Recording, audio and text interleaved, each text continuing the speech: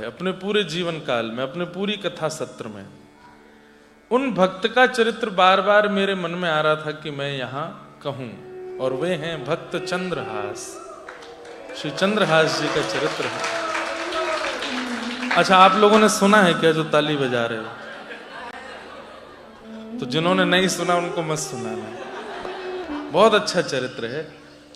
समय तो 3 दिन का लगभग चाहिए सुनाने के लिए, लेकिन 2 दिन हैं। हम लोग बिल्कुल भी इसमें देरी नहीं करेंगे।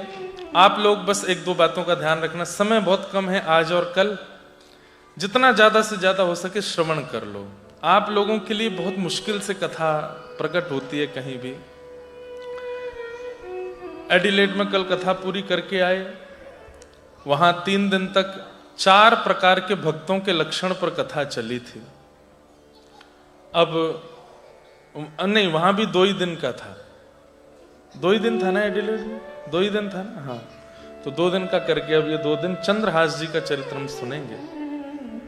बहुत सुंदर चरित्र है, लेकिन उसके लिए एक बात पहले नक्की करनी पड़ेगी कि जो आज आए हैं वो कल भी आना। क्योंकि जैसे पिक्चर में इंटरवल होता है, उसके बाद ही पूरी पिक्चर का सार आता है। तो आज तो हम भूमिका कहेंगे, कल ही मूल कथा आएगी, तो कल भी आना पड़ेगा। दूसरी बात, बीच बीच में उठ उठ करके ना जाएं, और विशेष रूप से आगे वाले तो बिल्कुल भी ना उठें। उठना है या किसी को आना है तो साइड का मार्ग चुने, वहां से ऐसे जाएं कि किसी को पता ना चले। और छोटे छोटे बालक रूपी ये सुंदर गण जो आए हैं यहाँ, जिनके स्वर, जिनके भाव बीच बीच कथा में कभी कभी उठा करेंगे संगीत के साथ में, उससे विचलित मत होइएगा। तो श्री चंद्रहास जी का चरित्र, आज हम लेट हुए, कल नहीं होंगे, कल हम जल्दी आएंगे। इसलिए कथा का समय कितने बजे तक है? कितने बजे तक है? हैं? 8:30? 8:30 तो अभी बज जाएंगे। अरे कोई तो बताइए, मनीष जी कहाँ हैं?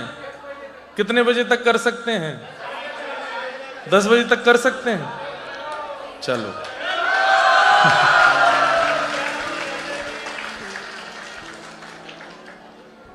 पूरी 10 बजे तक करें, ऐसी भगवान की इच्छा। क्या क्या भाव प्रकट होने लग जाए मन में, लेकिन करने का प्रयास जरूर करेंगे जहां तक भी हो सकेगी।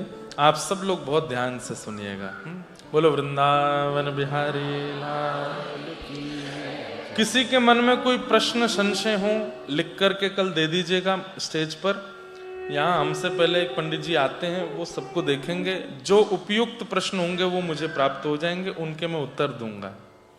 और जिनका सामान्य सा प्रश्न हो, मतलब प्रश्न तो आपकी इच्छा है, पर प्रश्न ऐसा कीजिएगा जो सबके हित का हो, केवल मेरा कल्याण हो जाए ऐसा प्रश्न मत कीजिएगा। तो वो प्रश्न भी आप कर सकते हैं। तो कल मैं उनके उत्तर से कथा का प्रारंभ करूंगा। चंद्रहास जी का चरित्र किसने सुनाया? नहीं, किसने सुनाया? नारद जी ने। थोड़ा ना अब ऐसे बैठना, थोड़ा सुनिए आप। नारद जी ने, बिल्कुल बहुत अलग कथा है, बहुत अद्भुत है। हमारे परम पूजनीय प्रातः स्मरणीय श्री बक्सर वाले मामा जी, उनसे मैंने सुनी थी। हमारी माता जी बचपन में हमको सुनाती थी। लेकिन पिछले साल लुधियाना में कथा थी 2 दिन की, तो वहां मैंने ये चरित्र कहा था। उसके बाद से अवसर ही नहीं मिला, तो आज सोच रहा था क्या कहूं, तो मन में सबसे पहला नाम चंद्रहास जी का आया, तो मैंने कहा यही सुनाते हैं। बहुत ध्यान से सुनिएगा, सब लोग केंद्रित होकर बैठिएगा। नारद जी महाराज के अनेक भक्त हैं। इनके राक्षस भी भक्त हैं, भक्त भी और देवता भी भक्त हैं, इंसान भी भक्त हैं नारद जी के। पर नारद जी से यदि कोई पूछता था आपके कितने भक्त हैं, कितने शिष्य हैं, तो नारद जी 3 शिष्यों का नाम लेते थे।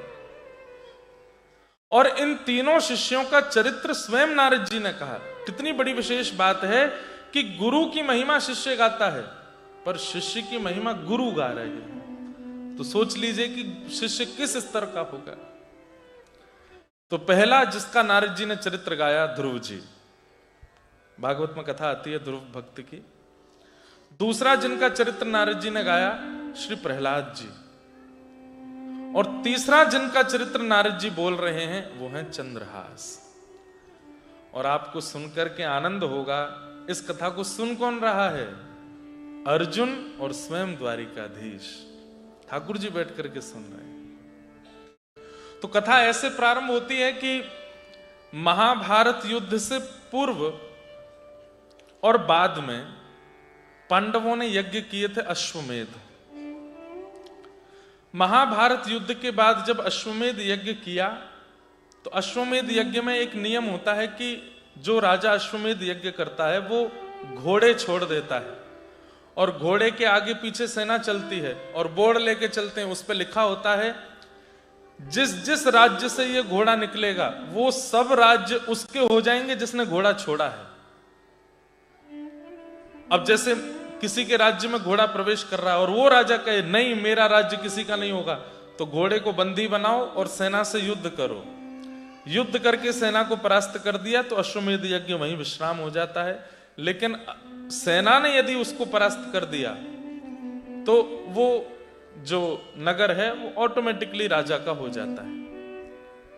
मतलब एक बात बड़ी सिंपल है, या तो राजी राजी स्वीकार कर लो कि मैं अपना राज्य उस राजा को देता हूं, या फिर युद्ध करो। अश्वमेध यज्ञ में जो घोड़े छोड़े जाते हैं उनका ये नियम होता है। तो युधिष्ठिर जी ने घोड़े छोड़े हैं, पीछे पीछे धनुष बाण लेकर के गांडीव धनुषधारी अर्जुन चल रहा है। जिस जिस राज्य में घोड़े प्रवेश करते हैं राजा देखते हैं कि भाई पांडवों से युद्ध नहीं कर सकते, तो वो पहले ही अपनी हार स्वीकार कर लेते हैं। लेकिन कोई कोई राजा कहते हैं नहीं हम अपना राज्य नहीं देंगे, तो अर्जुन उनसे युद्ध करके परास्त करके उस राज्य को अपना लेता है। वही घोड़ा पूरी पृथ्वी की परिक्रमा करके जब लौट के वापस आ जाता है तो वही राजा कहलाता है चक्रवर्ती सम्राट पूरी पृथ्वी का, क्योंकि उसके घोड़े को कोई बंदी नहीं कर पाया। सब जगह से घोड़े निकले, राजा स्वीकृति देते गए, कई जगह नहीं भी स्वीकृति दी तो अर्जुन ने लड़ करके स्वीकृति ले ली। बस हस्तिनापुर थोड़ी ही दूर था, घोड़ा पूरी पृथ्वी की परिक्रमा करके लौट के आ ही रहा था, तो हस्तिनापुर से थोड़ी ही दूर पूर्व में एक कुंतलपुर नाम का एक क्षेत्र पड़ा। जैसे ही घोड़ों ने उस क्षेत्र में प्रवेश किया तो किसी राजा ने आके घोड़ों को चुराया नहीं, रोका नहीं, घोड़े अपने आप अंतर ध्यान हो गए, गायब हो गए। अर्जुन ने जैसे ही देखा घोड़े कहां गए, अपनी तलवार निकाल करके ललकारने लगा, कौन है, किसने मेरे घोड़ों को अंतर ध्यान किया है? अरे कपटी, अरे छलिया, छुप करके क्या करते हो, सामने आओ, युद्ध करो मेरे साथ। बहुत ललकारा, कोई नहीं आया, तो अर्जुन ने अपने गांडीव धनुष को उठा करके एक बाण छोड़ा। वह बाण अंतर्ध्यान व्यक्ति को भी खोज करके उसको मार देता है, ऐसा बाण चलाया। और जैसे ही उस बाण का अनुसंधान करके अर्जुन ने बाण छोड़ना चाहा, इतने में ही आकाश से आकाशवाणी हुई और नारद जी प्रकट हो गए। बोले अर्जुन रुक जाओ, अपना धनुष रख दो, बाण रख दो। आप क्या कह रहे हैं नारद जी, हमारे घोड़े बंदी कर लिए जिसने, उसको मारने से मना कर रहे हैं, ढूंढने से मना कर रहे हैं। तब नारद जी प्रसन्न होकर बोले ये शत्रुता करने वाला राजा नहीं है, ये तो तुम्हारा मित्र बनने योग्य राजा है जिसने ये काम किया है। ये कोई और नहीं है, कुंतलपुर नरेश चंद्रहास। बोले चंद्रहास? बोले हाँ, ये मेरा शिष्य है और ये तुम्हारा मित्र बनने योग्य है। तो अर्जुन बोले ऐसी क्या खास बात है उसमें जो मैं उसको अपना मित्र बनाऊं? तब नारद जी कहते हैं कि जैसे तुम कृष्ण भक्त हो ऐसे वह भी कृष्ण भक्त है। वो ठाकुर जी से प्रेम करता है, ठाकुर जी का बहुत बड़ा प्रेमी है, कृष्ण प्रेमी है, कृष्ण भक्त है। ये बात सुनते ही अर्जुन ने अपने गांडीव धनुष को छोड़ दिया और कहा कि अब मुझे उनसे लड़ना नहीं, अब मुझे मिलना है। बंधुओं, हमारे अष्ट सखा कहते हैं कि ठाकुर जी आपसे प्रेम करते हैं, इसका प्रमाण क्या है? आप ठाकुर जी से प्रेम करते हो, इसके प्रमाण तो बहुत दे देते हो। आप माथे पर तिलक लगा लोगे, नाम जप करने लग जाओगे, वृंदावन वृंदावन गाने लग जाओगे, हर महीने ऑस्ट्रेलिया से वृंदावन जाने, इससे ये प्रमाण हो जाएगा कि आप ठाकुर जी से प्रेम करते हो। कोई भी भारत से कथा वक्ता आते हैं, संत जन आते हैं, वैष्णव जन आते हैं, तो आप इतनी संख्या में पहुंच जाते हो, छुट्टी ले लेते हो, लीव डाल देते हो, इससे प्रमाणित हो जाता है कि आप ठाकुर जी से प्रेम करते हो। लेकिन ठाकुर जी आपसे प्रेम करते हैं, इसका क्या प्रमाण है? तो हमारे अष्ट सखा कहते हैं, जाको मन रसिकन की सेवा, जाको मन रसिकन, सब लोग गा सकते हो,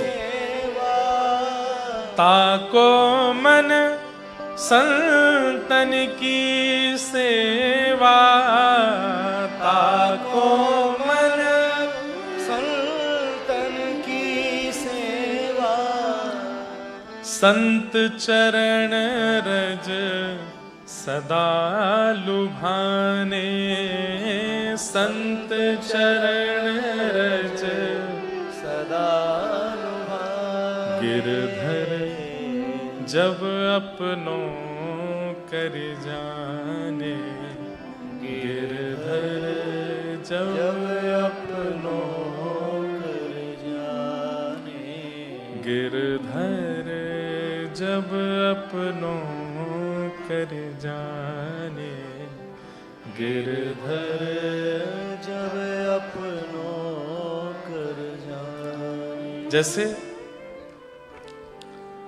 कोई व्यक्ति पहाड़ देख लेता है तो उसके रोंगटे खड़े हो जाते हैं, चिल्लाने लगता है, हो कितना सुंदर कितना सुंदर। कोई समुद्र देख लेता है तो नाचने लगता है, कोई बर्फ देख लेता है, बर्फबारी हो जाए तो खुश हो जाता है, किसी एक्टर को देख लेता है तो खुश हो जाता है, कोई राजनेता को देख लेता है तो खुश हो जाता है। ऐसे ही मेरे नगर में, मेरे शहर में, मेरे देश में कोई वैष्णव आ रहे हैं, ये सुन के जिसके नेत्र सजल हो जाते हैं, हृदय आनंदित हो जाता है, और बस वो व्याकुल हो जाता है कि मुझे जाना है, मुझे जाना है, उनसे मिलना है, उनको प्रणाम करना है, उनकी बातें सुननी है, उनको देखना है। ये अपने लिए नहीं बोल रहा हूं मैं, ये मैं सबके, कोई भी आवे आपके देश में, सबके लिए। मैं अपने शिष्यों को भी एक ही आज्ञा देता हूं कि कभी हमारी भी कथा सुनते हो तो किसी और की नहीं सुनना, ऐसा नहीं करना, ठाकुर जी की प्राप्ति नहीं होगी। सब वैष्णवों के प्रति समभाव रखो, प्रेम भाव रखो। ठाकुर जी कहते हैं, मैं जिससे प्रेम करता हूं उसका लक्षण क्या है कि उसको मेरे दूसरे भक्तों से बहुत प्रेम होता है। जैसे लोभी व्यक्ति को पता चल जाए कि इस नगर में कोई बहुत बड़ा धनवान रहता है तो वो उसके पीछे ही पड़ा रहता है। कामी व्यक्ति को पता चल जाए कि कोई बहुत सुंदर रहता है तो वो उसके पीछे पड़ा रहता है। ऐसे ही भक्त जब पता चल जाए कि यहां कोई वैष्णव है, उसके पीछे ही पड़े रहे हैं, भैया आप कुछ सुना दो, हमें कुछ प्रसादी दे दो, कुछ कथा करा दो, कुछ तो कराओ। ठीक है, ये तो हमारे जीवन का सौभाग्य है या दुर्भाग्य, हमें नहीं पता। यहाँ पड़े हैं, कमा रहे हैं, कर्म बंधनों में लगे हैं, लेकिन बस आत्मा की इच्छा होती है कि बस हरि नाम, हरि गुण, राधा नाम, राधा गुण सुना दो कोई। उसके लिए व्याकुलता चित्त में रहती हो, बेचैनी रहती हो, जैसे प्यासे को पानी की होती है, ऐसे कोई वैष्णवों से मिलने के लिए बेचैन रहता हो। ठाकुर जी कहते हैं, मैं उससे प्रेम करता हूं, वो मेरा प्रेमी है। गिरधर जब अपनों कर जाने, ठाकुर जी अपना कर लेते हैं, कब जानो? बोले ताको मन भक्तन की सेवा, मेरी सेवा एक बार को छोड़ देगा पर मेरे भक्तों की खूब रज रज के सेवा करेगा।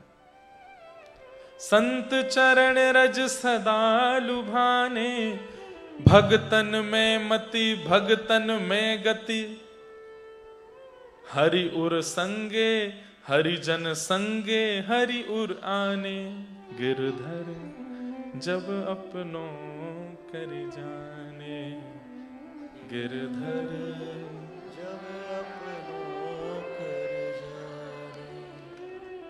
जब आपके ब्रिस्बेन में, गोल्ड कोस्ट में, लोगन में ऑस्ट्रेलिया में, अरे मैं कहता हूं कोई महल बनाया, आप जा ही नहीं पा रहे, लेकिन आपके देश में तो कोई आया। अपने घर पर बैठे बैठे ही नेत्र सजल करके गा लिया करो। चौक पुराओ माटी रंगाओ, आज मेरे पिया घर हेरी सखी मंगल गाओ रे, धरती अंबर सजाओ रे, हेरी सखी मंगल गाओ रे, धरती अंबर सजाओ रे, उतरेगी आज मेरे पी की सवारी, उतरेगी आज मेरे पी की सवारी।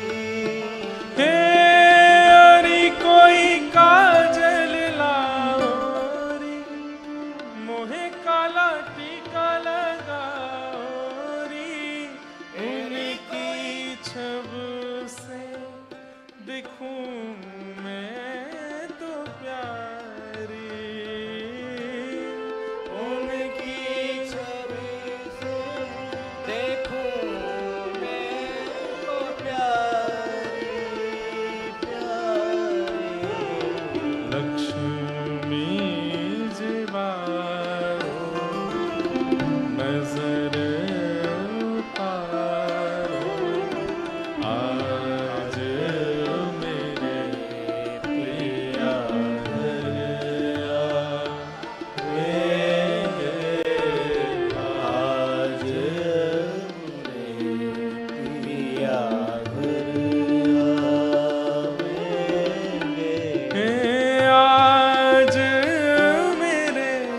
पिया घर आवेंगे, आज मेरे पिया घर आवेंगे, आज मेरे घर आवेंगे। नंद नंदन के प्यारे मेरे घर आए, नंद नंदन के प्यारे, आज मेरे घर नंद नंदन के प्यारे आए हैं, व्रजवासी आए हैं, वैष्णव आए हैं, संत जन आए हैं, रसिक जन आए हैं, कथा सुनाने वाले ऐसे रसिक जन आए हैं। इन बातों को सोच करके जो बहुत प्रसन्न हो जाए और बिल्कुल अष्ट सात्विक भाव उसके चित्त में प्रकट होने लग जाए, ठाकुर जी कहते हैं मैं उससे बहुत प्रेम करता हूं, मैं उसके लिए, मैं उसकी नजर मैं उतारता हूं जो मेरे रसिकों से प्रेम करे। अर्जुन ने अपने गांडीव धनुष को छोड़ दिया और कहा नारद जी मुझे सुनाइए, कृष्ण कृष्ण प्रेमी है चंद्रहास। बोले हाँ। नारद जी बोले अभी मैं तुमको चरित्र नहीं सुना सकता उनका। क्यों? तुमको घोड़े लेकर के जल्दी पहुंचना हस्तिनापुर, नहीं तो यज्ञ पूरा नहीं हो पाएगा युधिष्ठिर का। तुम तो जल्दी से घोड़े लो और पहुंचो। अर्जुन कहता है कृष्ण प्रेमी भक्त पर 100 अश्वमेध यज्ञ वार दूंगा मैं।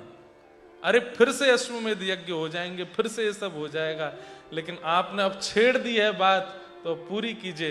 ये कौन है चंद्रहास, इसके बारे में मुझे बताइए ना। और बैठ गए अर्जुन वहीं पर।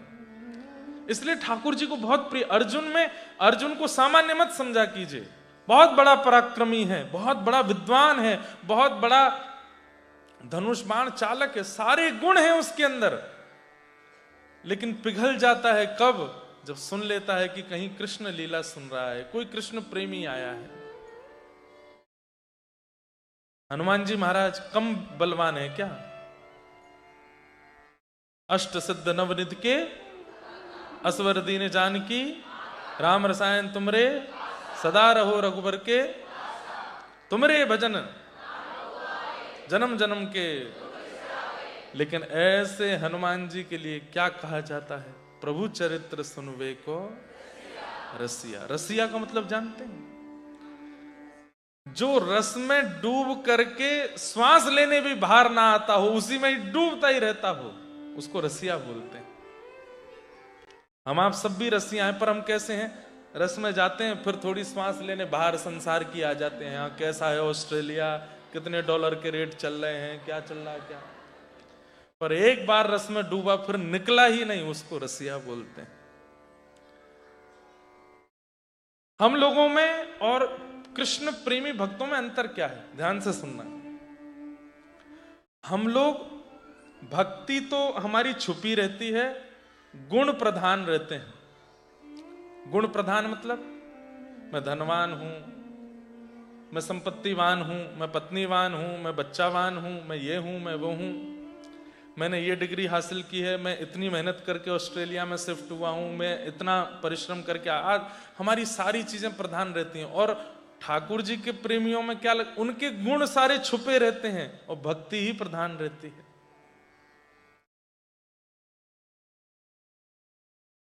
ये क्या है? हैं? गाड़ी की नंबर प्लेट?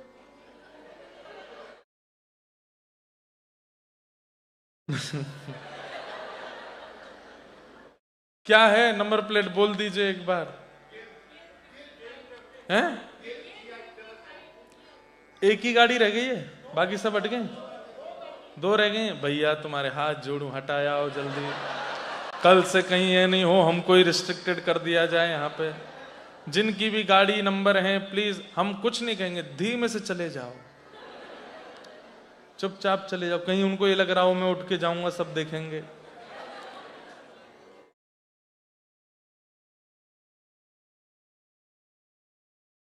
क्या बता रहा था मैं? रसिया। जैसे ठाकुर जी को भी होरी के रसिया, होरी के रसिया मतलब सदा रंग में ही बैठो रे, सदा रंग लगावे में ही राजी रहे, सदा खेलवे को तैयार रहे, सदा एक दूसरे को पकड़ पकड़ करके और आनंद करवे को तैयार रहे, वाकू के होरी को रसिया। अर्जुन कहने लगे नारद जी मुझे अब और कुछ नहीं सुनना है, अब अश्वमेध यज्ञ होता रहेगा, आप तो मुझे इस परम भक्त चंद्रहास का चरित्र सुना। नारद जी बैठ गए। सब लोग ध्यान से सुनिए, इधर देखो, शांति बनाए रखो। जो बोलेगा उसको बगल वाले की सौगंध है, इसलिए सब शांत रहो। कोई बोले तो खुद कोहनी मार के ना, ये भाई शांत हो जाए, कथा चल रही है, 2 ही दिन के लिए आए हैं ना, थोड़ा टाइम वेस्ट मत करो, सुन लो जल्दी। नारद जी ने जैसे ही कथा कहना प्रारंभ किया, तभी एक दिव्य तेज प्रकट हुआ। अर्जुन देखने लगे, नारद जी देखने लगे, ये क्या हो रहा है? और तभी क्या देखते हैं, उस दिव्य तेज के शांत होते ही मोर मुकुट वंशीधारी, शंख चक्र गदा पद्मधारी श्री द्वारिकाधीश वहां प्रकट हो गए। और प्रकट होकर के दौड़ करके आए, अर्जुन के बगल में अपना आसन लगाया और आकर के बैठ गए। तो नारद जी बोले जय जय, प्रणाम। अर्जुन प्रणाम, आप यहां क्या कर रहे हैं? बोले भाई देखो, मेरी कथा भागवत सुनने का अधिकार पूरे विश्व को है, पर भक्त कथा तो मैं सुनता हूं, मेरे भक्तों की लीला तो मैं सुनता हूं, मेरे आए बिना शुरू नहीं होती है। ठाकुर जी आकर के आसन लगा करके बैठे हैं और नारद जी से कह रहे, नारद जी अब सुनाओ। कृष्ण और अर्जुन दोनों बैठे हैं और नारद जी अपने शिष्य चंद्रहास का चरित्र सुना रहे हैं। बहुत ध्यान से सुनिएगा सब लोग।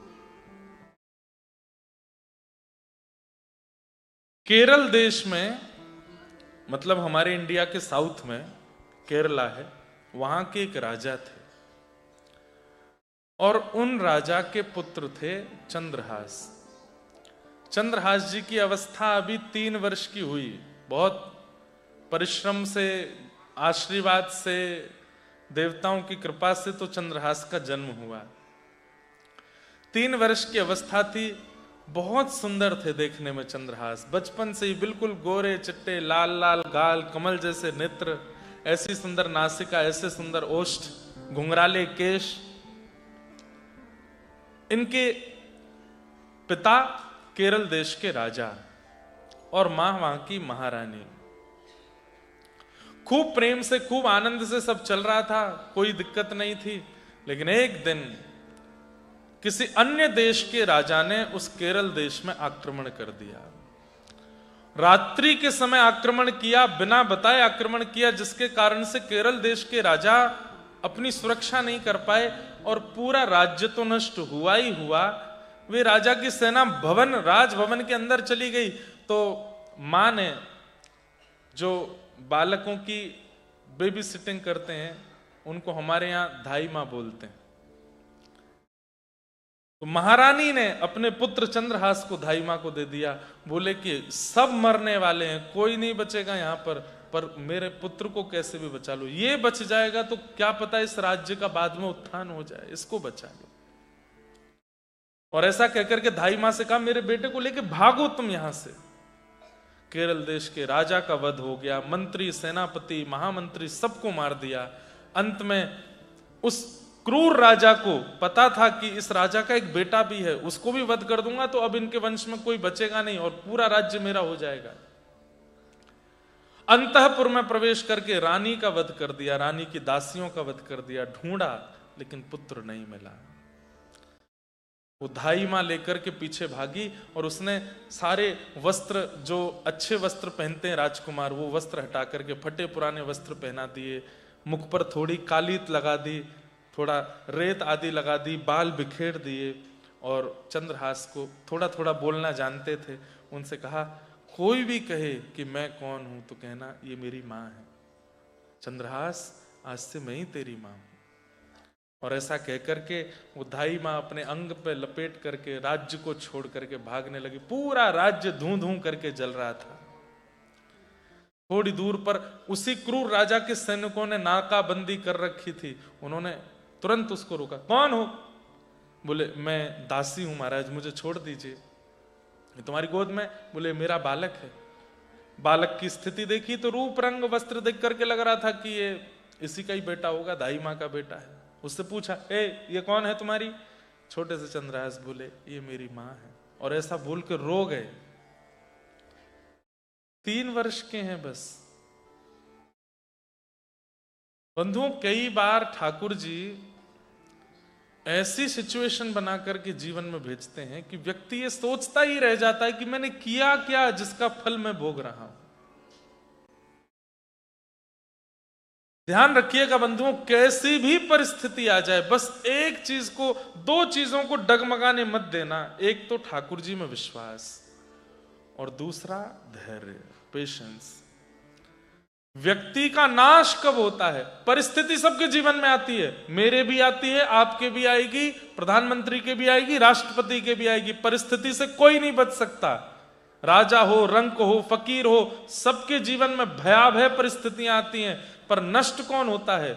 जो अविश्वास और धैर्य इन दोनों को खो देता है, वो टूट जाता है। लेकिन आप हर उस व्यक्ति की बायोग्राफी देख लीजिए जो आज एक श्रेष्ठ स्तर पर बैठा है। हर किसी के जीवन में परिस्थिति आई और उसका देखने में आपको यही मिलेगा कि उसने अपना धैर्य नहीं छोड़ा, वो हारा नहीं, चलता रहा, जीत गया। कौन हार गए?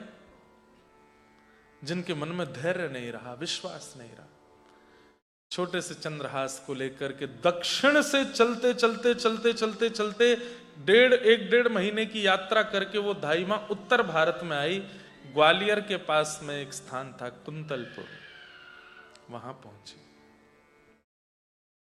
वहां के राजा, उनके एक मंत्री थे। सब लोग इधर देखो, कथा सुननी है, ये पूरी सुननी है। इतना सुंदर चरित्र है कि मैं चला जाऊंगा ऑस्ट्रेलिया से, लेकिन चंद्रहास नहीं जाएंगे आपके चित्त से। इतना सुंदर चरित्र है। और ठाकुर जी कैसी लीला, कैसी कृपा इन पर करेंगे, सुन के आनंद हो जाएगा। एक पूरी जैसे एक फिल्म जैसी चलेगी और इतनी सुंदर। और इसके डायरेक्टर कौन है? स्वयं कृष्ण। तो चंद्रहास की ये लीला पूरी सुनो। और कम से कम 9-10 महीने बाद मेरे चित्त में आई है, इसलिए मैं सुना रहा हूं। कुंतलपुर के राजा, उनके मंत्री थे, उनका नाम था दृष्टबुद्धि। क्या नाम था? दृष्टबुद्धि। कुंतलपुर के राजा नहीं थे, मंत्री थे। राजा बहुत ज्यादा ऐशो आराम में रहते थे, सारा कार्यभार और देखभाल सब मंत्री ही करते थे। धृष्ट बुद्धि ये धाई मां पहुंची और जाकर के धृष्ट बुद्धि के आगे रोने लगी, मैं सब करना जानती हूं, भोजन बनाना, कपड़े धोना, साफ सफाई सब मुझे आता है, आप मुझे दासी रख लीजिए अपने यहां। धृष्ट बुद्धि ने कहा ठीक है, तुम हमारी दासी बन जाओ। ये कौन है? बोले ये मेरा पुत्र है। सोचिए 1.5 महीना पहले जो सोने के सिंहासन पर लेटता था, चारों तरफ से लोग बाग जिसको गोदी से नीचे नहीं उतरने देते थे, राजपुत्र राजपुत्र राजपुत्र कहकर के बुलाते थे। जिस गली से वो निकल जाते थे वहां कोई व्यक्ति बैठा नहीं रहता, सब खड़े होकर सिर झुका के प्रणाम करते थे। 1.5 महीने में कैसा भाग्य बदला, आज वो दासी पुत्र कहला रहा है। किसी को बता भी नहीं सकते कि किनका पुत्र। क्यों? कहीं किसी क्रूर राजा से उनका संपर्क हुआ और बता दिया, क्योंकि वो क्रूर राजा तो ढूंढ रहा है कि कहां है वो राजकुमार। ये मेरा पुत्र है। अच्छा दासी पुत्र है? बोले हाँ ठीक है। और वो धाई माँ वहीं पोंछा करती है, बर्तन करती है, काम करती है, फिर जो मिलता है बच्चा कुचा जो मिलता है वो खाती है, पहले पुत्र को खिलाती है, फिर स्वयं खाती है। इस प्रकार से चंद्रहास जी कुंतलपुर में रहने लगे।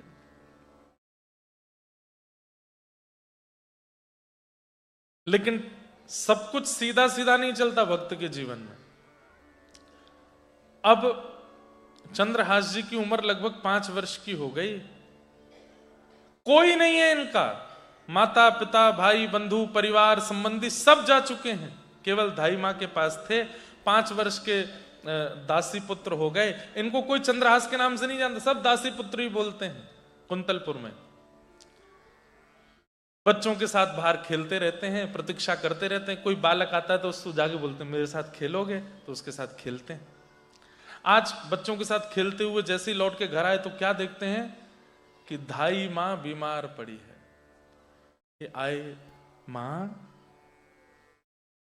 जैसे ही बोला मां तो धाई मां के नेत्र खुले और हाथ पकड़ करके कहा मुझे क्षमा कर दो, तुम्हारी माँ भी चली गई, पिता भी चले गए, राज्य भी चले गए, सब चले गए, अब मैं भी जा रही हूं, मैं नहीं बच पाऊंगी, मुझे बहुत गंभीर बीमारी हो गई है, तुम कैसे रहोगे, किसके सहारे रहोगे, कौन है तुम्हारा इस संसार में?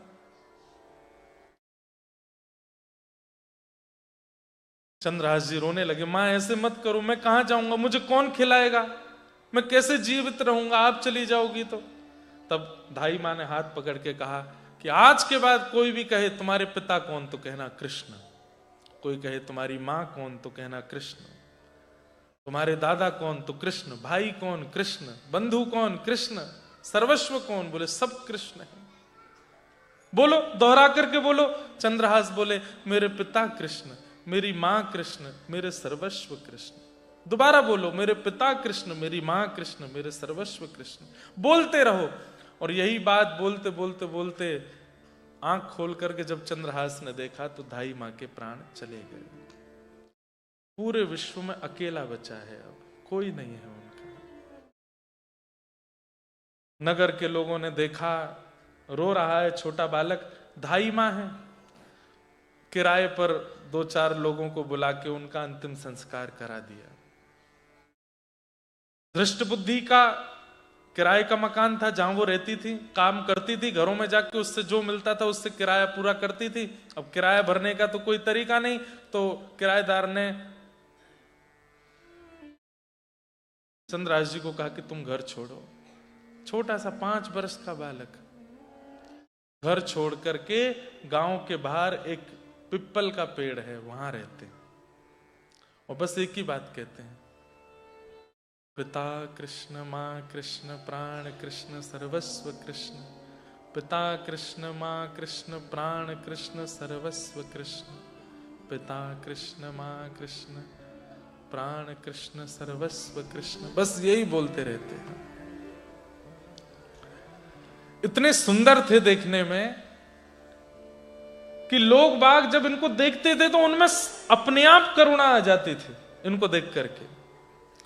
अरे कोई मां अपने बालक को छोड़ करके कहीं नहीं जाती, लेकिन जैसे ही इनको देखती तो अपने बालक को छोड़ के एक बार इनके पास जाती, खिलाने पिलाने के लिए। लेकिन बस वही संसार समाज के लोग बोलते, अरे दासी पुत्र है, कुछ पता नहीं, ये अपनी मां को भी खा गया, इसके परिवार कुल खानदान का भी पता नहीं, इससे दूर ही रखो बच्चों को।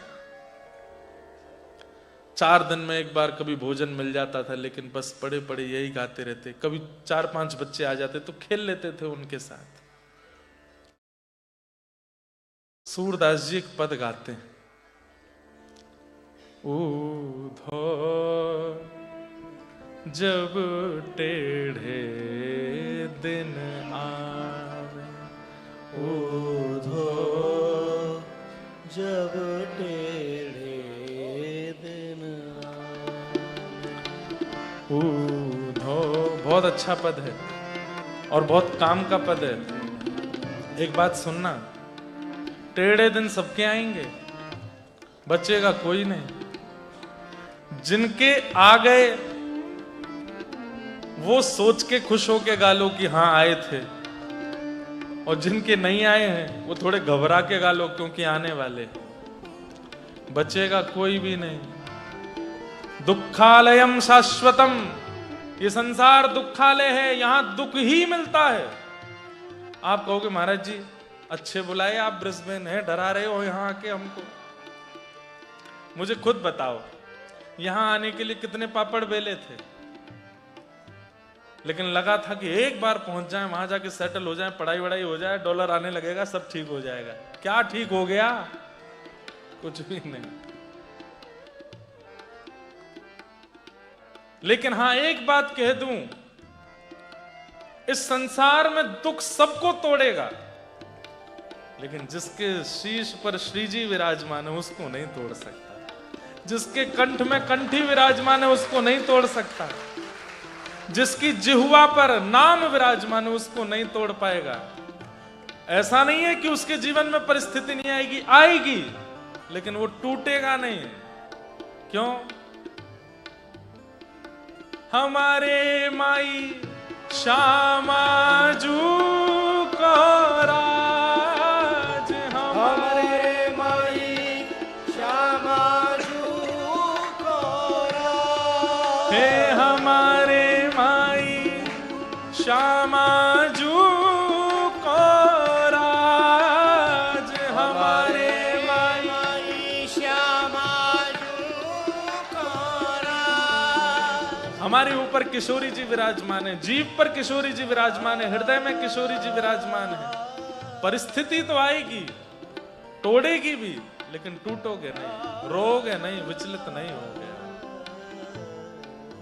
लेकिन टेढ़े दिन सबके आएंगे।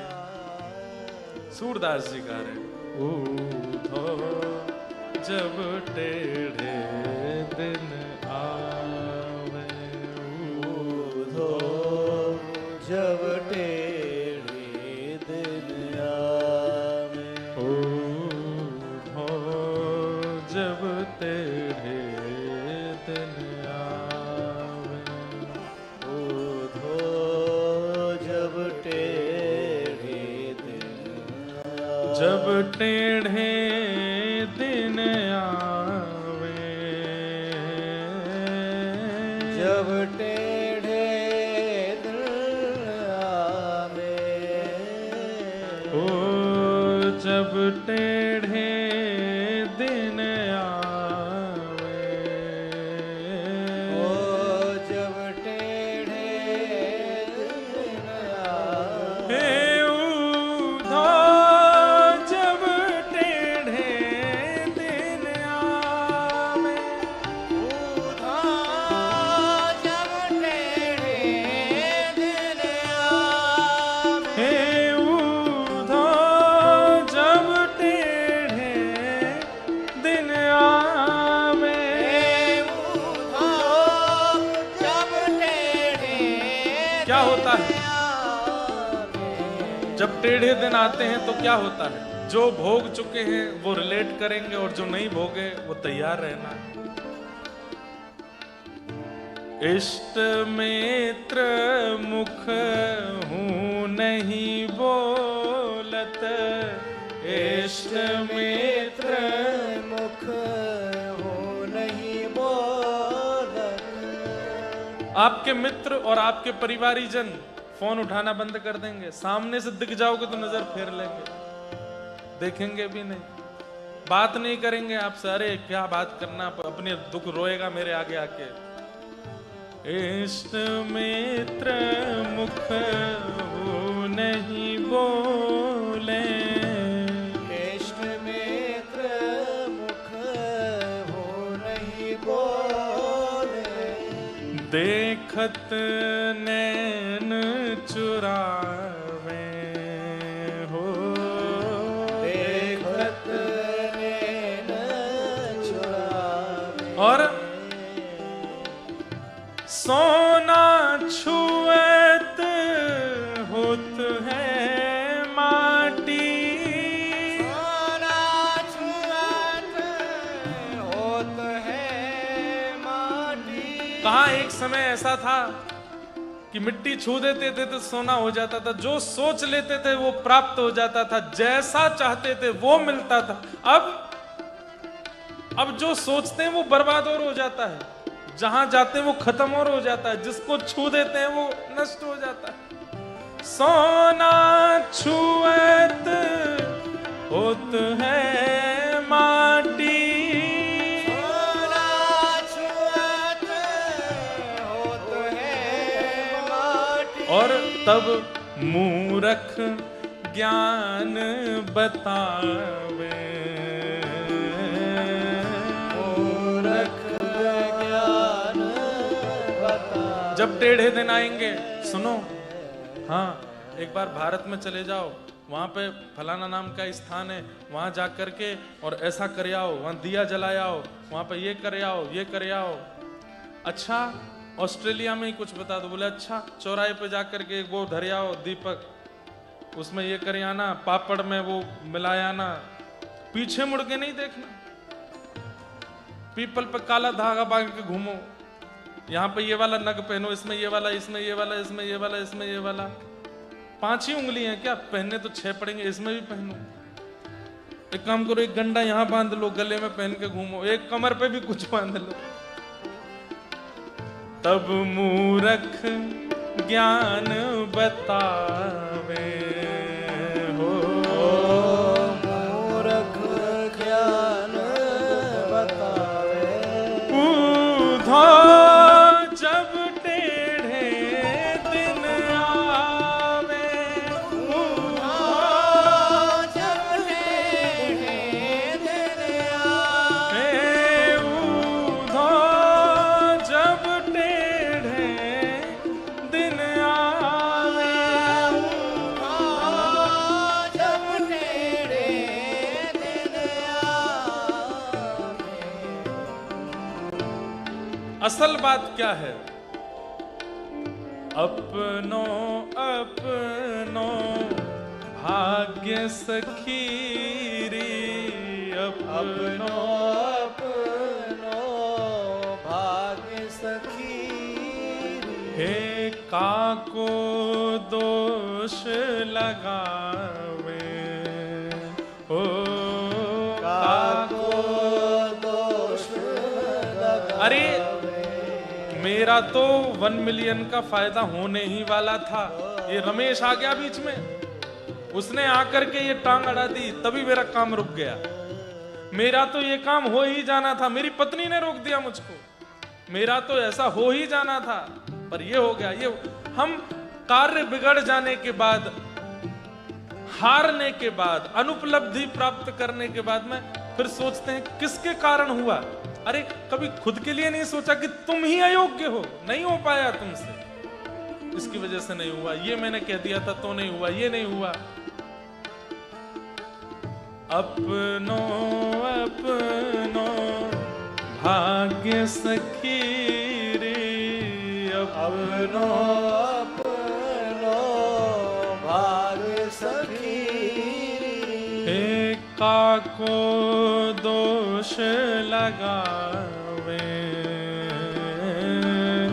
काको दोष लगावे। बहुत सुंदर बात। हे सूरदास विधि ना के आगे, सूरदास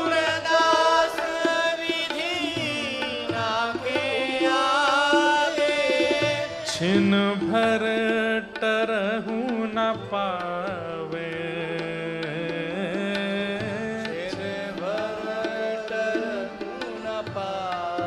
अरे सूरदास कह रहे हैं विधाता के आगे तुम्हारी चल जाएगी क्या? वो जो करना चाहते हैं, जो देना चाहते हैं, जो सोच लेंगे वो होगा होगा होगा। किसी को दोष लगाने से, कुछ कहने से, हाथ पैर मारने से कुछ नहीं होने वाला है।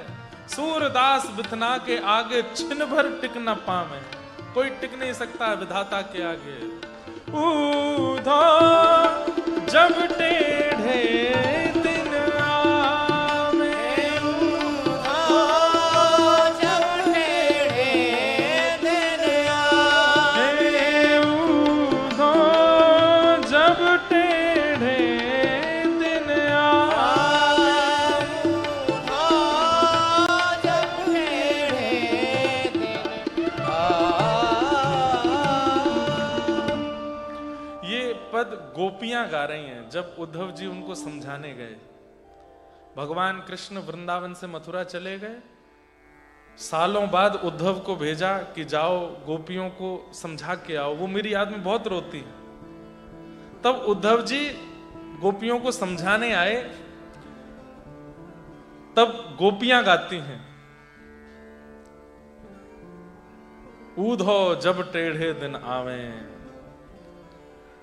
टेढ़ी मेढ़ी बनी कुबरी, वाको हरि लिपटावे। मथुरा जाके हमने सुना था कुब्जा, उसकी कमर 3 जगह से टेढ़ी थी, उसको हरि ने हृदय से लगाया। और चंद्रवदन सी सुभग राधिका, चंद्रवदन सी सुभग राधिका, वाको योग सिखावे। उसको सिखाने के लिए उद्धव को भेजा है। ये सब हमारे टेढ़े दिन हैं, अपनो अपनो भाग्य सखीरी, काको दोष लगा।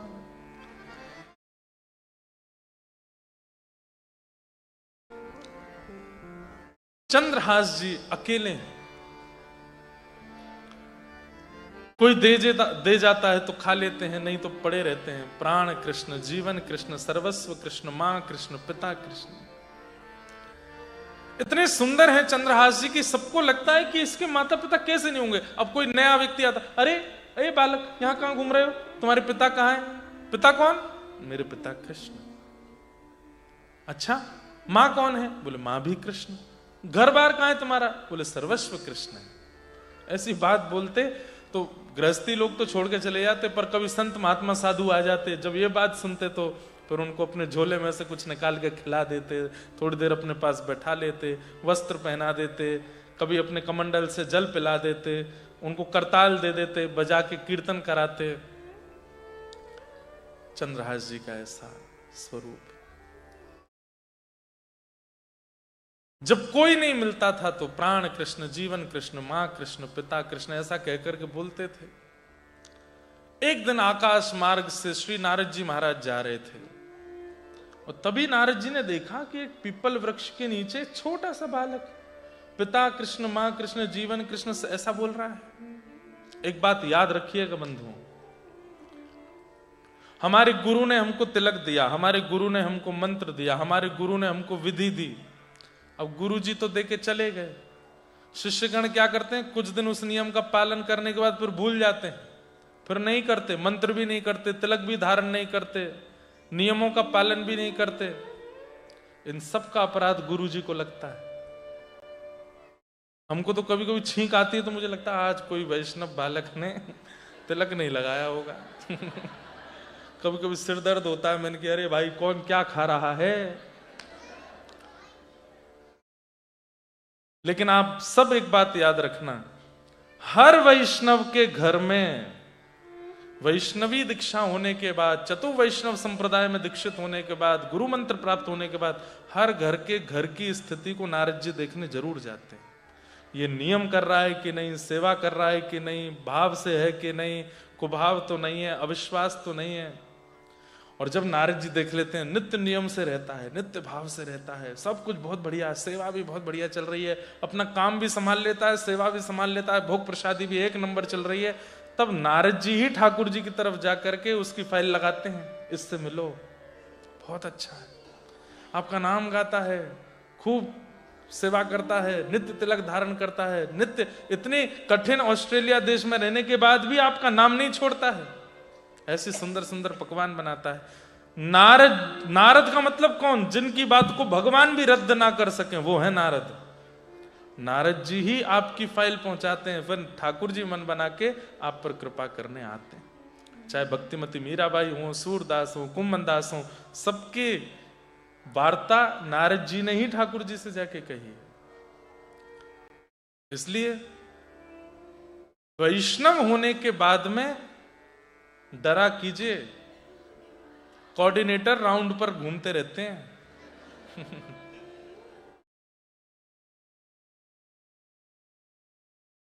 नारद जी महाराज ने जैसे ही देखा चंद्रहास को, पहुंच गए। और नारद जी के लिए एक सूक्ति भी है, नारदो देव दर्शन, सीधे देव दर्शन नहीं होगा, पहले नारद जी मिलेंगे, उसके बाद ठाकुर जी मिलेंगे। नारद जी महाराज ने आकर के जैसे ही बालक को देखा, बालक, अरे लाला क्या नाम है तुम्हारा? चंद्रहास जी के आंख खुले, कौन हो? मैं चंद्रहास। अच्छा, तुम्हारी मां कहां है? मेरी मां कृष्ण है। पिता कहां है? मेरे पिता कृष्ण है। घर कहां है? बोले घर भी श्री कृष्ण है, सब कुछ कृष्ण है। बड़ी अच्छी अच्छी बातें करते हो।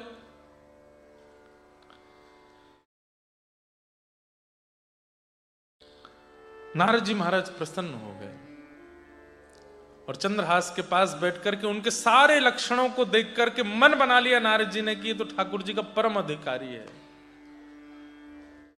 बालक, जिन कृष्ण का तुम नाम ले रहे हो, मिलना चाहते हो उनसे? बोले हाँ, मैं मिलना चाहता हूं।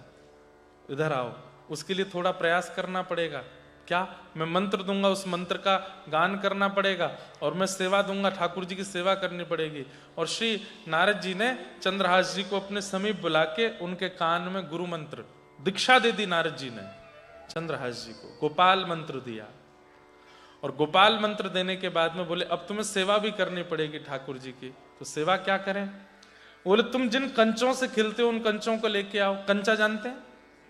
कंचों को लेकर के आए तो उन्हीं कंचों में छोटे से शालिग्राम भगवान थे, जिनको ये पहचानी, उनसे ही रोज खिलते थे। नारद जी ने कहा ये कंचा नहीं है, ये शालिग्राम जी, इनको दो। बोले शालिग्राम ये भगवान है? बोले हाँ। ये कैसे भगवान है? पत्थर जैसे गोल मटोल भगवान। तब कथा सुनाई। बोले कि एक कन्या थी, उसने भगवान की तपस्या करके प्रार्थना की कि मैं आपको यशोदा देवकी की तरह गोद में खिलाना चाहती हूं। तो भगवान ने उसको वरदान दिया, ठीक है, कालांतर में आप गंडकी नदी बनोगी और आपकी गोद में मैं शालिग्राम बन करके आऊंगा। अभी हम कुछ महीने पहले कथा करके आए मुक्तिनाथ, वहीं गंडकी जी के भीतर से शालिग्राम जी प्रकट होते हैं।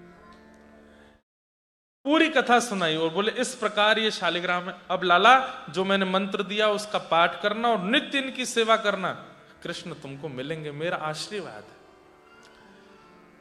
चंद्रहास जी बोले मेरे पास घर तो है नहीं, छत तो है नहीं, ठाकुर जी को कहां विराजमान करूंगा, क्या भोग लगाऊंगा, कैसे करूंगा, सब कैसे होगा? नारद जी बोले बहुत सरल सेवा है शालिग्राम जी की। बोले क्या? दिखा के खा लो, धो के पी लो। शालिग्राम जी की सेवा कैसी है? दिखा के खा लो, कुछ भी बनाओ ठाकुर जी को दिखाओ, उसके बाद उसको पालो।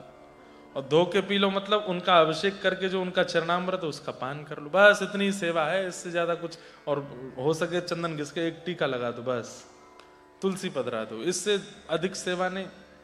पर हाँ, करने वाले यज्ञोपवीत धारण करने वाले होने चाहिए, शिखा होनी चाहिए, गायत्री करने वाले हों। बाकी सेवा में और ज्यादा विधान नहीं, करने वाला योग्य होना चाहिए बस।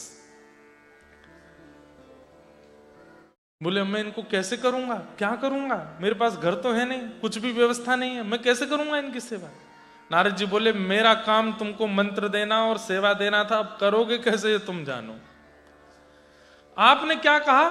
दिखा के खा लूं और धो के पी लूं। बोले हाँ।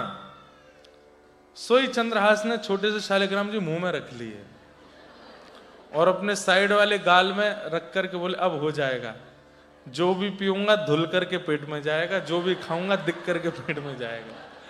नारद जी महाराज सिर पकड़ के बोले हे भगवान कैसा, शालिग्राम जी खा गया।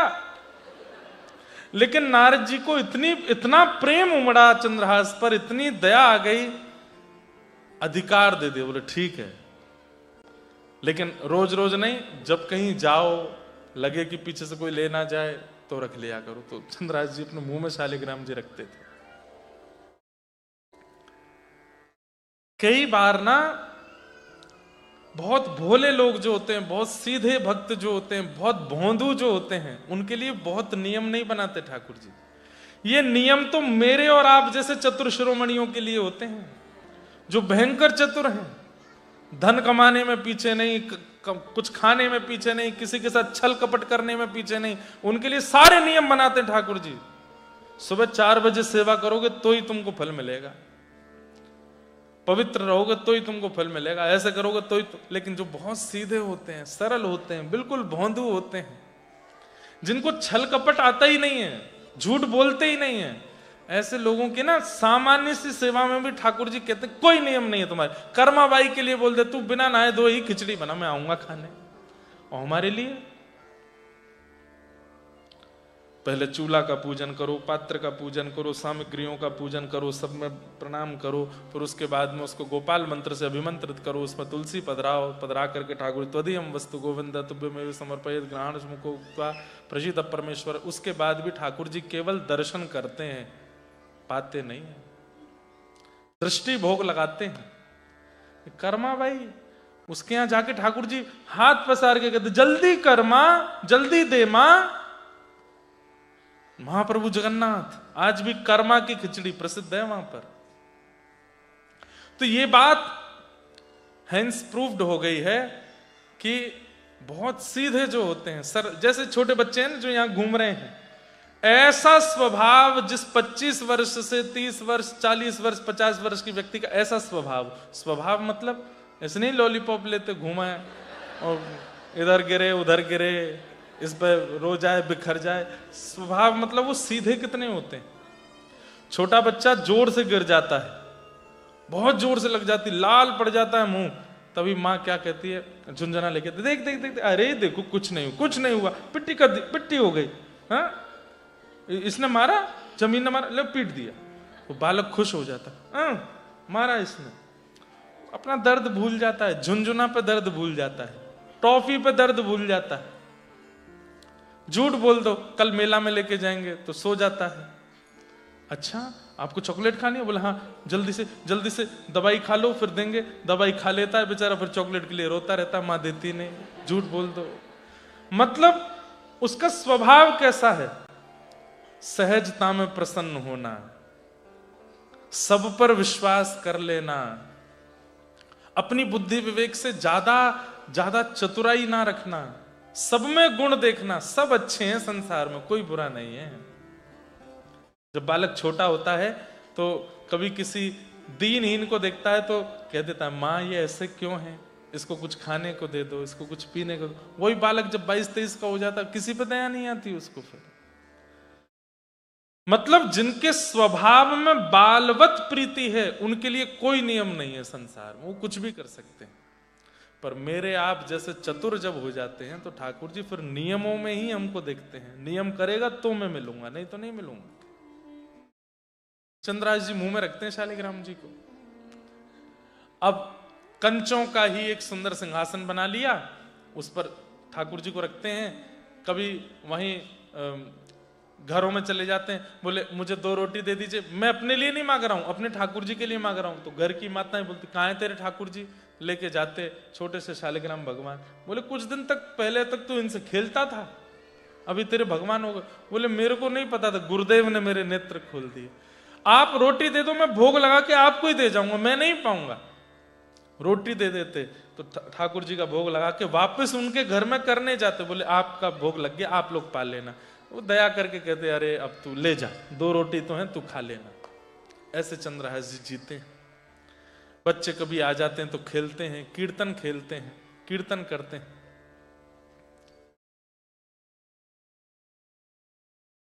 ऐसा जीवन चंद्रहास जी का चल रहा है। तभी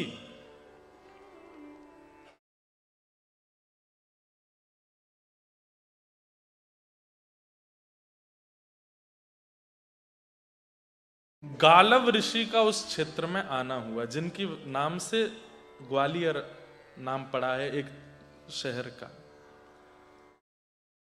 गालव ऋषि का स्वरूप ऐसा था, वो किसी का भी रूप देख के भविष्य बता देते थे, किसी को भी छू करके उसके पूर्व के जन्म, आगे के जन्म सब कुछ बता देते थे। धृष्ट बुद्धि मंत्री को जब पता चला कि गालव ऋषि आए हैं तो दौड़ा दौड़ा गया और गालव ऋषि को अपने राज्य में, पूरा राज्य सम्मानित करके हुए उनको लेकर के आए, अपने घर में लाए, चरण धोए, माला पहनाई, प्रणाम किया, पूजन किया। बंधुओं देखो, स्वार्थ से जो आचार्यों को घर बुलाता है ना, कल्याण उसका नहीं होता। इनके घर में मेरे चरण पड़ जाएंगे तो मेरे काम बढ़िया चलने लगेंगे, ये मेरे घर में चरण फेर जाएंगे तो मेरा सब ठीक हो जाएगा। बुरा नहीं मानना, मुझको भी कई लोग ले जाते हैं, दुकान में ले जाएंगे, हमारी कुर्सी पे बैठ जाओ एक बार। मैंने बैठने से होगा क्या, बैठ तो जाओ आप एक बार, हमारे घर के कोने कोने में चरण फेरे आओ। एक जगह तो हद ही हो गई, बाथरूम में भी ले गए, बोले यहां पे भी जाओ। मैंने कहा इधर क्या करना है इसलिए मैं घर में जाना बंद कर दिया। विदेश आते हैं तो यहां तो चले जाते हैं, भारत में मैं कम जाता हूं। फिर वो स्वार्थ दिखता है ना कि भाई ये तो ये सोचते हैं कि कुछ है इनके पैरों में, कुछ है इनके पास, ये बैठ जाएंगे कर जाएंगे, हमारी कमाई होती चले। ऐसा नहीं, हमारे बच्चे के सिर पे हाथ फेर दो। मैंने क्यों, परसों इसका एग्जाम में पास हो जाए। मैंने पढ़ा है कि नहीं ये पूछो पहले, मेरे हाथ फेरने से पास होगा? कभी स्वार्थ से किसी वैष्णव को घर नहीं। हाँ, इसलिए बुलाओ कि इनके आगमन से शायद हमारा भजन में प्रेम बढ़े, शायद श्री जी के प्रति और प्रीति हो जाए। गालव ऋषि को धृष्ट बुद्धि ने अपने घर बुलाया और बैठे थे गालव ऋषि, तो चरणों में प्रणाम करते हुए कहा,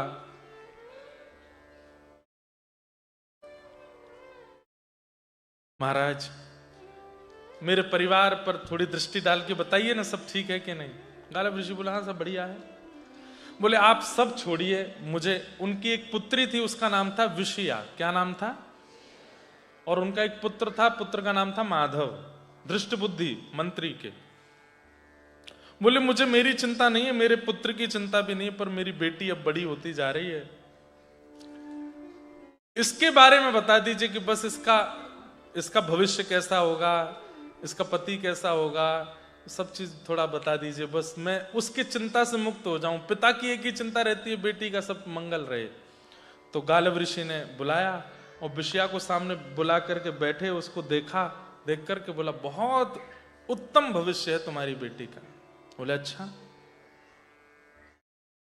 ब्याह कैसे होगा? बोले कि परम सुंदर, इतना सुंदर होगा जिससे इनका ब्याह होगा कि उसको देखते बनेगा। विवाह में इनको कम, उसको ज्यादा देखेंगे सब लोग, बहुत सुंदर होगा। और क्या गुण होगा? सरल, सहज और योग्य गुण वाला होगा। और तीसरा, इसी कुंतलपुर का वो राजा बनेगा। ये सुनकर के तो धृष्ट बुद्धि नाचने लगा। मैं जिस नगर का मंत्री हूं, उस नगर का भावी राजा मेरी बेटी से ब्याह करेगा।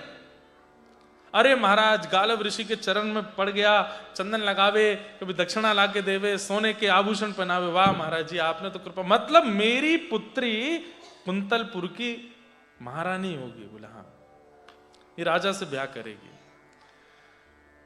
धृष्ट बुद्धि की पत्नी बैठी थी, बोले कि महाराज जी, संसार में सब में गुण ही नहीं होते, अवगुण भी होते हैं, कुछ अवगुण भी बता दीजिए। तब गालव ऋषि कहते हैं, तुम्हारे जो जमाई होंगे, मतलब तुम्हारी बेटी जिनसे ब्याह करेगी, उससे तुम्हारी बिल्कुल नहीं बनेगी। मतलब धृष्ट बुद्धि, तुम अपने होने वाले दामाद को बिल्कुल पसंद नहीं करोगे, और वो तो तुम्हारे प्रति फिर भी भाव रखे, पर तुमको वो बिल्कुल प्रिय नहीं। तो धृष्ट बुद्धि बोले, ऐसा कैसे हो सकता है? मैं कुंतलपुर का मंत्री हूं, मैं जिस राजा के सदैव अधीन रहता हूं, उस राज पदवी पर अगर मेरे दामाद बैठे तो मैं उनसे बैर कैसे कर सकता हूं? बोले तुम्हारे दामाद से बनेगी नहीं। दूसरी बात, तुम्हारी बेटी के विवाह में एक अड़चन आएगी और वो अड़चन तुम ही होगे। तुम ही नहीं होने दोगे ब्याह, पूरे प्रयास करोगे, एड़ी से चोटी तक जितनी ताकत लगा सकोगे अपनी बेटी के ब्याह को रोकने की, सब करोगे तुम। अब परिवार के सब लोग धृष्ट बुद्धि को देखें। धृष्ट बुद्धि बोले मुझे तो समझ ही नहीं आ रहा है, ये आप कैसी बात कर रहे हैं?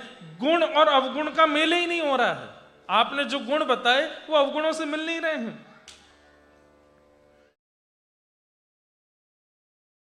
अंत में कह दिया, तुम अपने दामाद को जान से मारने तक की योजना बनाओगे। ये सुनते ही उनकी बेटी बिशिया तो रोने लगी, पिताजी आप ऐसा करोगे?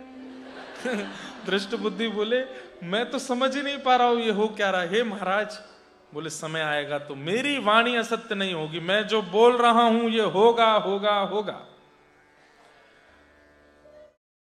दृष्ट बुद्धि बोले आपको आगे भी जाना था ना, चलें? आज्ञा। गालव ऋषि उठ करके आगे निकले। जैसे ही महल से बाहर निकले तभी क्या देखते हैं, चंद्रहास जी वहीं खेल रहे हैं। और चंद्रहास जी के रूप को देखते ही गालव ऋषि वहीं स्तब्ध हो गए। दृष्ट बुद्धि बोले चले महाराज।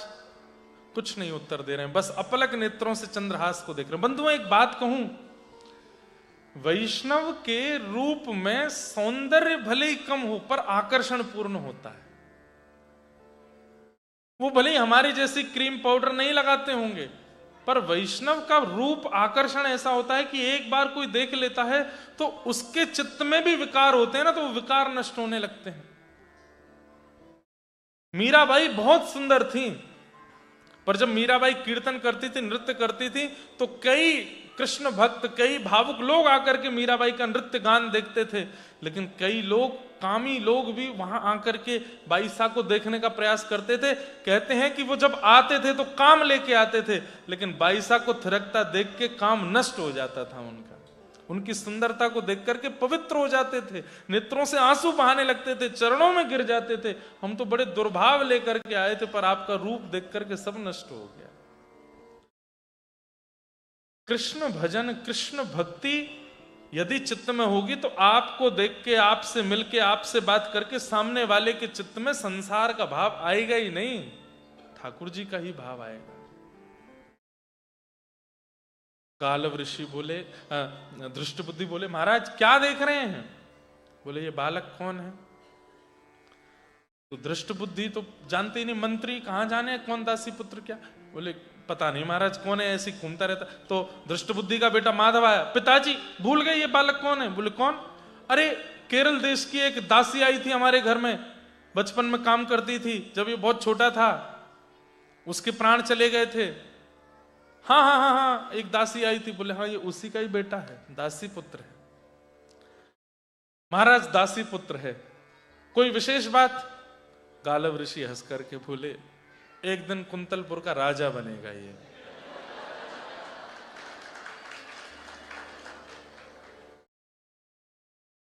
दृष्ट बुद्धि बोले ये राजा बनेगा कुंतलपुर का? बोले हाँ। असंभव, इसके पिता का पता नहीं, इसकी मां का पता नहीं, इसके परिवार खानदान का पता नहीं, और राजवंश तो राजघराने से चलेगा, उनके पुत्र का पुत्र राजा बनेगा, ऐसे चलता है, ये कैसे राजा बन जाएगा? गालव ऋषि बोले मैं जो बोलता हूं वो होगा, यही राजा बनेगा। दृष्ट बुद्धि बोले पहले मुझे विश्वास था कि इनकी वाणी सत्य होती होगी, लेकिन अब ये जो भी बोल रहे हैं मेरे को लग रहा है कि इनकी वाणी से सारी शक्ति जा चुकी है। बुलाया चंद्रहास को, इधर आओ। चंद्रहास दौड़ करके गए। गालव ऋषि ने जैसे ही देखा, हाथ फिर के नेत्रों से आंसू आने लगे गालव ऋषि के। बोले तुमको ठाकुर जी का साक्षात दर्शन होगा, कुंतलपुर के राजा बनोगे, मेरा आशीर्वाद है। और हृदय से लगा करके छोड़ दिया पुनः वापस। गालव ऋषि बोले महाराज जी आप कहीं भी कुछ भी बोल देते हैं, जरा भी विचार नहीं करते। गालव ऋषि ने टेढ़ी दृष्टि से देख करके बोला तुम्हारी बेटी के होने वाले पति भी वही है। और ऐसा कहकर के गालव ऋषि वहां से चले गए। दृष्ट बुद्धि बोला, ये क्या बोल के गए हैं? बेटी विषया ने भी ये बात सुन ली थी। अब तो विषया चंद्रहास को ही देख रही है, सुंदर तो वो थे ही। और कन्या वर्यते रूपम, शास्त्र की आज्ञा है कि कन्या, ये बात बहुत गलत फैला दी जाती है सब जगह कि कन्या धन से प्रेम करती है, कन्या घर से प्रेम करती है, कन्या प्रॉपर्टी देख लेती है। ये सब बातें असत्य हैं। कन्या वर्यते रूपम, कन्या को रूप ही चाहिए अपने होने वाले पति में। कोई अगर रूपवान नहीं है तो वो बुरा नहीं मानना, या पत्नी से पूछ मत लेना कि मैं अच्छा लगता नहीं तुमको। पर ये बात सत्य है कि कन्या वर्यते रूपम। ठीक है, वो बात की किसी कारण से सब योग देख के कई बार जरूरी नहीं रूप देखे, स्वभाव भी देखती है कन्या, पर रूप पहली प्रायोरिटी होता है। और चंद्रहास सुंदर तो थे। चंद्रहास जी का चरित्र एक भक्त चरित्र भी है और एक स्वच्छंद प्रेम कथा भी है। अब तो विषया घर के भीतर गई, ऊपर चढ़ के खिड़की में से चंद्रहास जी खेल रहे हैं, उन्हीं को देख रही है। और नीचे खड़ा दृष्ट बुद्धि चंद्रहास को देख रहा है। असंभव, हो ही नहीं सकता। इसमें पहनने के कपड़े नहीं, ये कुंतलपुर का राजा बनेगा, ये इसके नीचे मैं मंत्री बनूंगा, और ये मेरी बेटी विषया परम सुंदरी, उसका ब्याह होगा इससे, हो ही नहीं सकता। विषया दौड़ करके आई, पिताजी क्या कह रहे हैं? बोले बेटी, महाराज जी की बातों को ज्यादा हृदय से मत लगाना, ऐसे ही बोलते हैं संत जनों का, कुछ होता तो है नहीं है, ऐसे ही बोल के निकल जाते हैं कहीं से भी। तेरा बहुत योग्य घर में ब्याह करूंगा। बोले वो तो कह के गए इसी से होगा। बोले इससे तो बिल्कुल नहीं होगा। बोले कि उनकी बात सत्य हो रही है कि आप ही अड़चन बनोगे बीच में। आप ही नहीं होने दोगे मेरा ब्याह।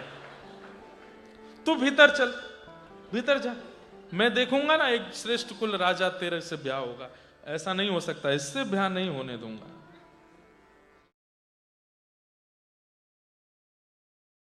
चंद्रहास जी अपने ठाकुर जी की सेवा करते हैं और खूब प्रेम से बस भजन करते हैं, पूरे नगर के लोगों को संकीर्तन कराते हैं, खूब आनंद में नाचते हैं, गाते हैं। उनके उस संकीर्तन को सुन करके, उनके उस रूप को देख के, उनके उस भाव को देख करके सब आनंदित हो जाते हैं, सब नृत्य करने लगते हैं। चंद्रहास जी का ये भाव,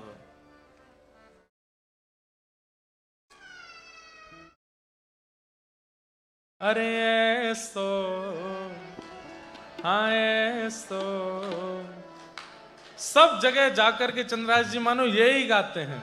अरे ऐसो चटक मटक सो ठाकुर, तीनों लोकन हूँ मैं ना। ऐसो चटक मटक सो ठाकुर, तीनों लोकन हूँ मैं ना। लोकन हूँ मैं नाय, तीनों लोकन हूँ मैं नाय। हाँ, लोकन हूँ मैं नाय, तीनों लोकन हूँ मैं नाय। अरे हाँ, लोकन हूँ मैं नाय, तीनों लोकन हूँ मैं नाय। हाँ, लोकन हूँ मैं नाय, तीनों लोकन हूँ मैं नाय। अरे ऐसो हो ऐसो, हो ऐसो चटक मटक सो ठाकुर, तीनों लोकन हूँ मैं ना। ओ ऐसो चटक मटक सो ठाकुर, तीनों लोकन हूँ। श्री वृंदावन बिहारी लाल की। करताल बजा के गाओ।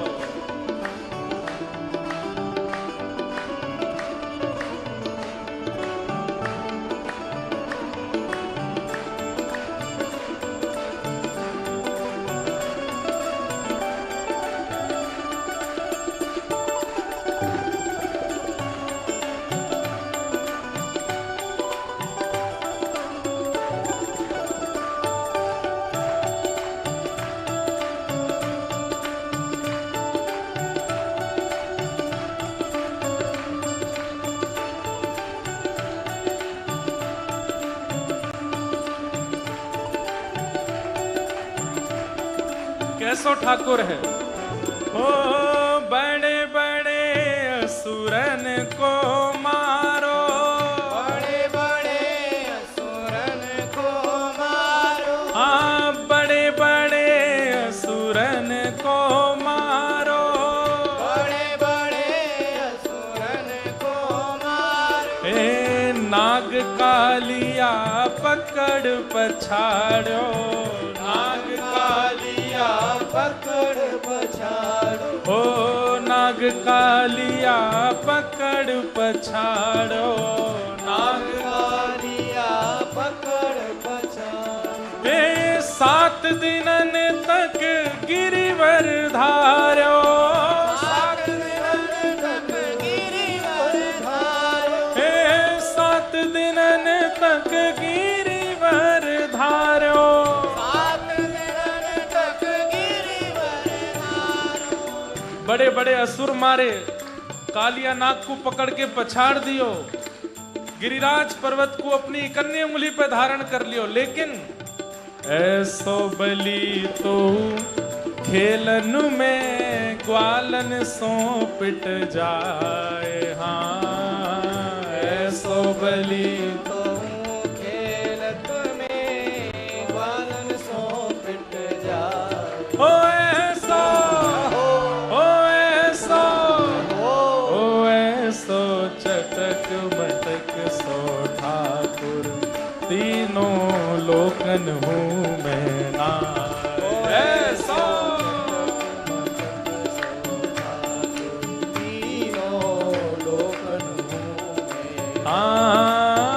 ऐसो चटक मटक सो ठाकुर, तीनों लोकन हूँ मैं ना। ऐसो मटक सो ठाकुर, तीनों लोकन हूँ मैं। और कैसो है, हे रूप छबीलो है ब्रज सुंदर, रूप छबीलो है, है ब्रज सुंदर, रूप छबीलो है ब्रज सुंदर, रूप छबीलो है ब्रज सुंदर। बिना बुलाए डोले घर घर, बिना बुलाए डोले घर घर, ए बिना बुलाए डोले घर घर, बिना बुलाए डोले घर घर।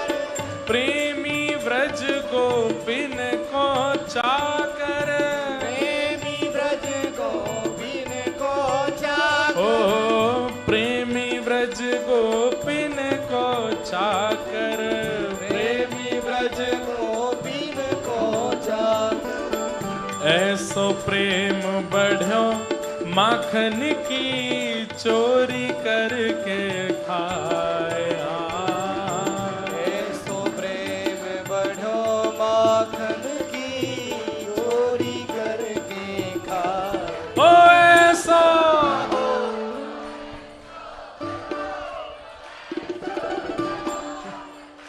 ये आगे वाले इतने उत्साह में, पीछे वाले तो ऐसे बैठे जैसे कथा के बाद वालों भोजन करवे आए हैं बस।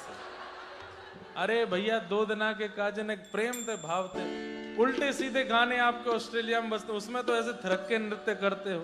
ठाकुर जी को संकीर्तन है रोवा में भाव से, खूब प्रेम से भुजा उठा के हो ऐसो, हो ऐसो, हो ऐसो चटक मटक सो ठाकुर, तीनों लोकन हूँ मैं नाय। ऐसो चटक मटक सो ठाकुर, तीनों लोकन हूँ।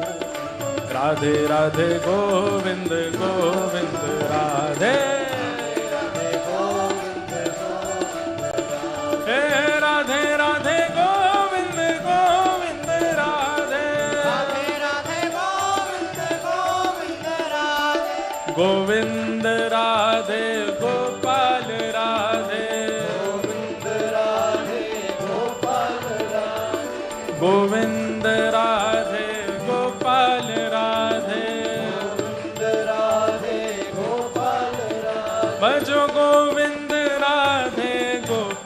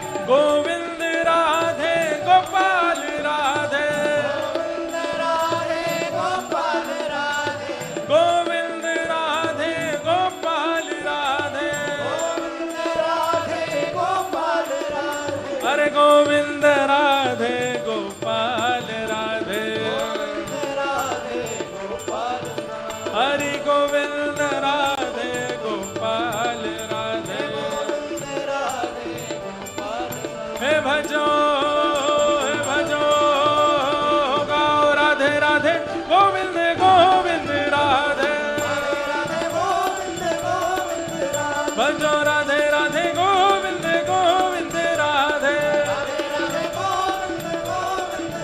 भजो राधे राधे गोविंद गोविंद राधे, हे भजो राधे राधे गोविंद गोविंद राधे, हे भजो राधे राधे गोविंद गोविंद राधे। जय जय श्री राम, जय जय श्री राम, जय जय श्री राम। बैठ जाओ।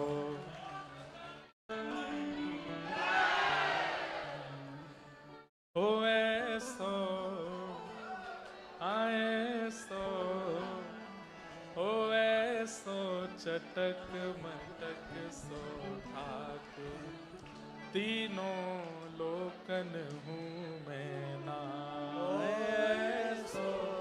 चटक मटक सो ठाकुर, तीनों लोकन हूँ मेरा। ऐसे प्यारे ठाकुर जी प्यारे से अपने भक्त चंद्रहास की ऐसी रक्षा कर रहे हैं। अब सोचिए, दृष्ट बुद्धि की सोचने की विषय नहीं, हम लोगों को भी सोचना है कि चंद्रहास राजा बनेगा कैसे। लेकिन ठाकुर जी की लीला ऐसी अद्भुत होगी कि चंद्रहास राजा भी बनेंगे, विषया से शादी भी होगी और सब होगा। अब तो दृष्ट बुद्धि के चित्त में आ गई बात कि अब मुझे कैसे भी इसको मरवाना है। कहीं गालिब ऋषि की बात सत्य हो गई तो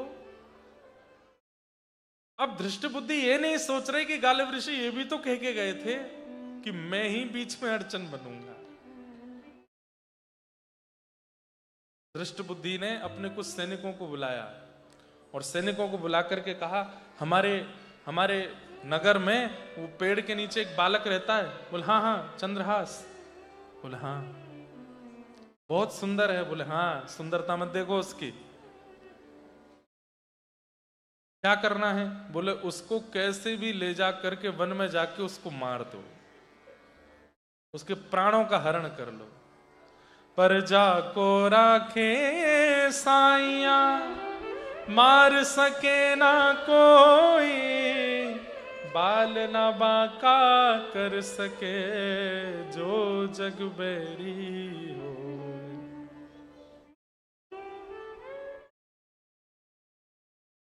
सैनिकों को कहा तो सैनिक बोले ये काम सरकारी है या गैर सरकारी। तो दृष्ट बुद्धि बोले गैर सरकारी काम है, किसी को पता नहीं चलना चाहिए कि तुमने उस बालक को मारा है।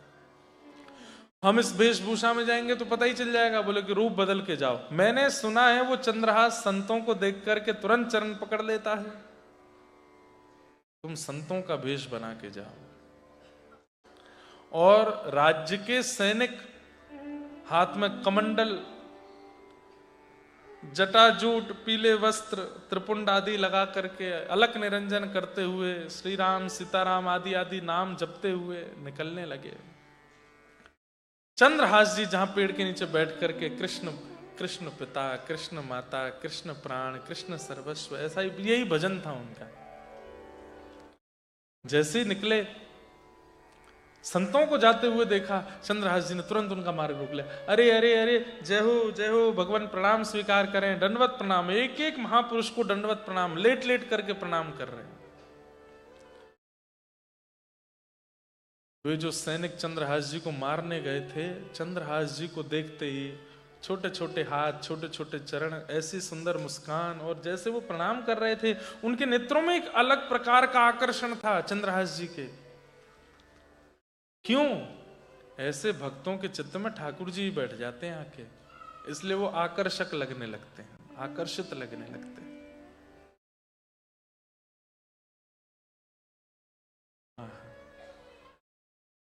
मुस्कुराते हैं तो जी उठते हैं मरने वाले। मुस्कुराते ठाकुर जी कैसे हैं? हो तो जी उठते हैं मरने वाले। अरे कोई मर रहा होगा और उसी समय ठाकुर जी प्रसन्न हासारुण लोचलोल्लसत् ठाकुर जी मंद मंद मुस्कुरा जाते हैं तो उसकी मृत्यु भाग जाती है, जीवित हो जाता है। मुस्कुराते हैं तो जी उठते हैं मरने वाले, मुस्कुराते हैं तो जी उठते हैं मरने वाले। मुस्कुराहट ही तेरी, मुस्कुराहट ही तेरी करती जीते जी मरण। पाग टेढ़ी सिधरे वापे मोती लटकन, पाग टेढ़ी सिधरे वापे मोती लटकन। अरे डोले व्रज कुंजों में,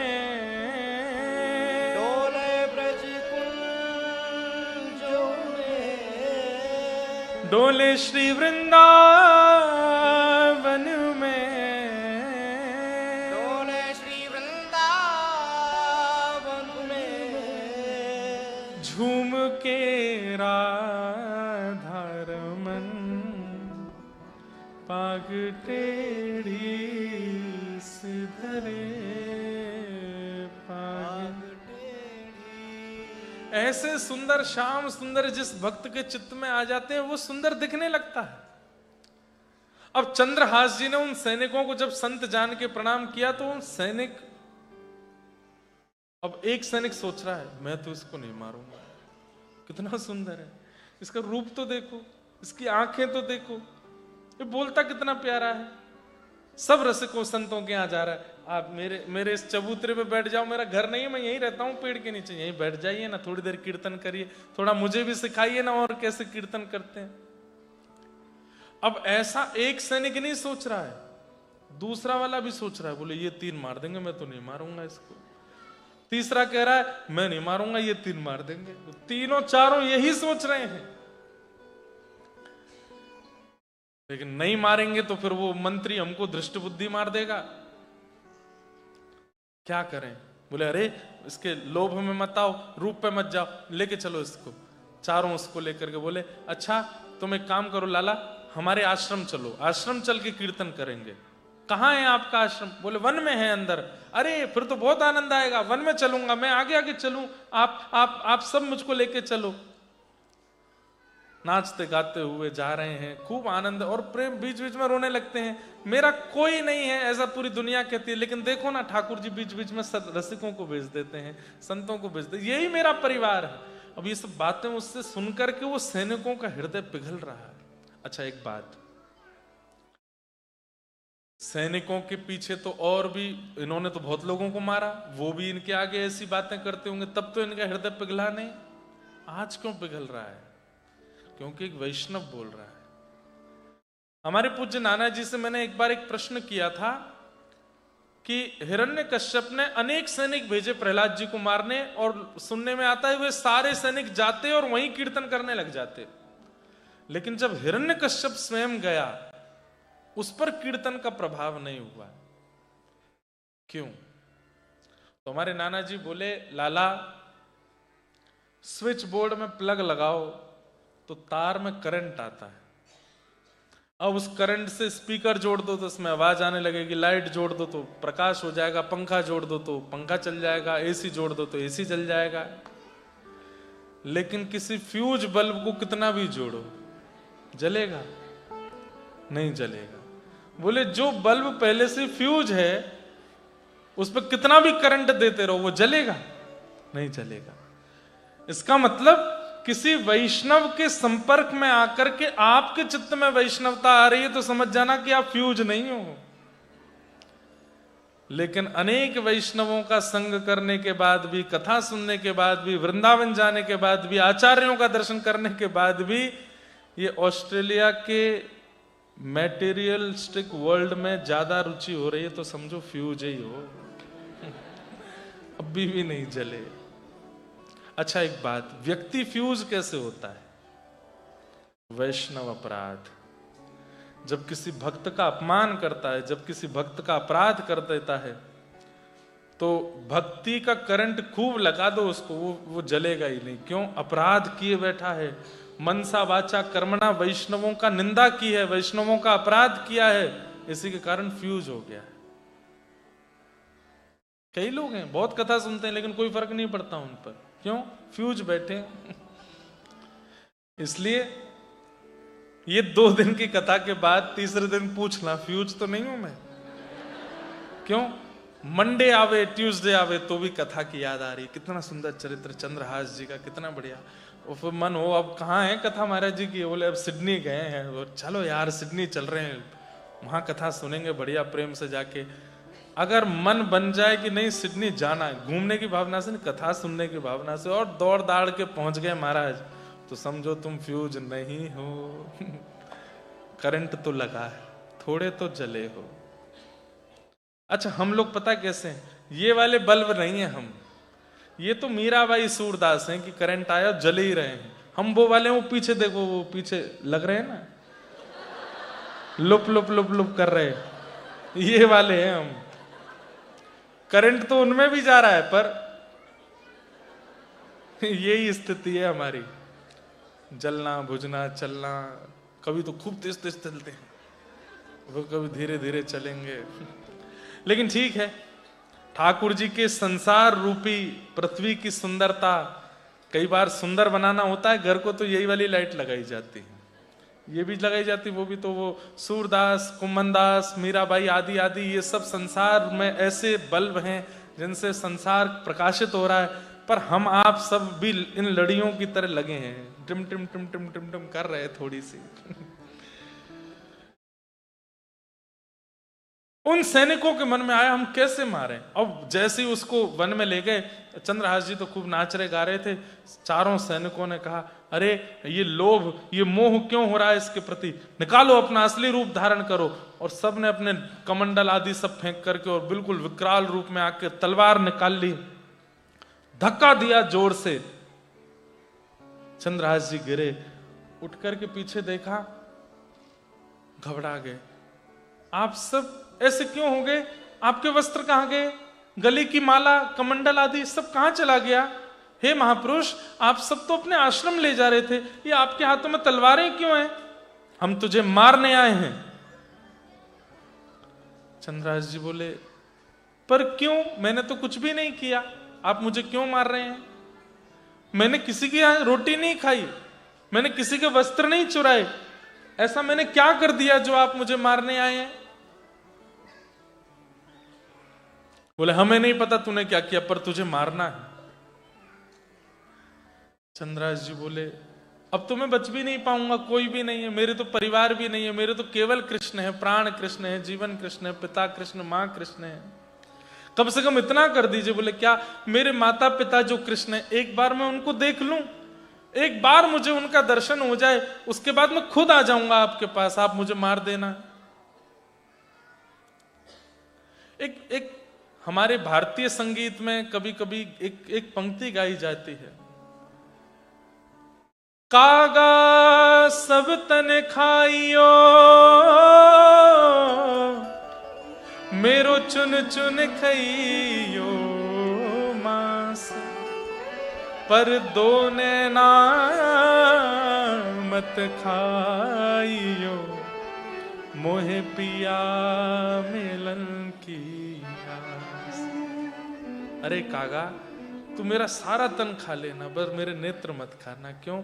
अभी तक श्याम सुंदर दिखे नहीं है, एक बार वो दिख जाए उसके बाद इन नेत्रों को भी ले जाना। वही हाल मानो चंद्रहास उन सैनिकों से कह रहे हैं, मैं खुद आ जाऊंगा अपने आप को मरवाने, एक बार बस मैं ठाकुर जी का दर्शन कर लूं, एक बार मेरे पिता मेरी मां जो कृष्ण है वो मुझे दिख जाए। बस मैं सौगंध खा के कहता हूं, मैं भागूंगा नहीं, मैं खुद आ जाऊंगा आपके पास। कब मिलेंगे वो कृष्ण? बोले, ये नहीं पता कब मिलेंगे, पर जब मिलेंगे उसके बाद मैं आ जाऊंगा। उसकी बातें सुनकर के वो सब सैनिक आपस में एक दूसरे पे बोले, ए भाई एक काम कर, मैं तो नहीं मार पा रहा, तुम 3 मार दो। तो दूसरा बोला, ए मैं भी नहीं मार पा रहा, मेरे तो वैसे ही बहुत दया आ रही है चित्त में, तुम दोनों मार दो। वो दोनों बोले, अरे हम तो वैसे ही पहले ही तलवार उलवार छोड़ने के चक्कर में थे, हमसे नहीं मरेगा ये। बोले तो हम चारों के मन में दया आ रही है? बोले हाँ।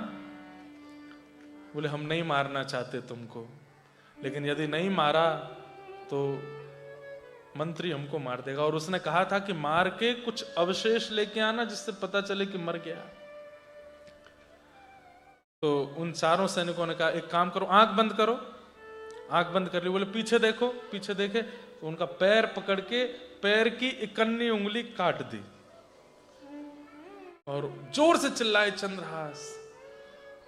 सैनिकों ने हृदय से लगाया। बोले बेटा अब तू देख, ये पीड़ा थोड़ी सी है, कृष्ण से मिलना है ना तुझे अपने माँ पिता से मिलना है ना। बोले हाँ, इसको सह ले, हम ये उंगली ले जा करके उसको दे देंगे ताकि उसको पता चले कि तू मर गया है।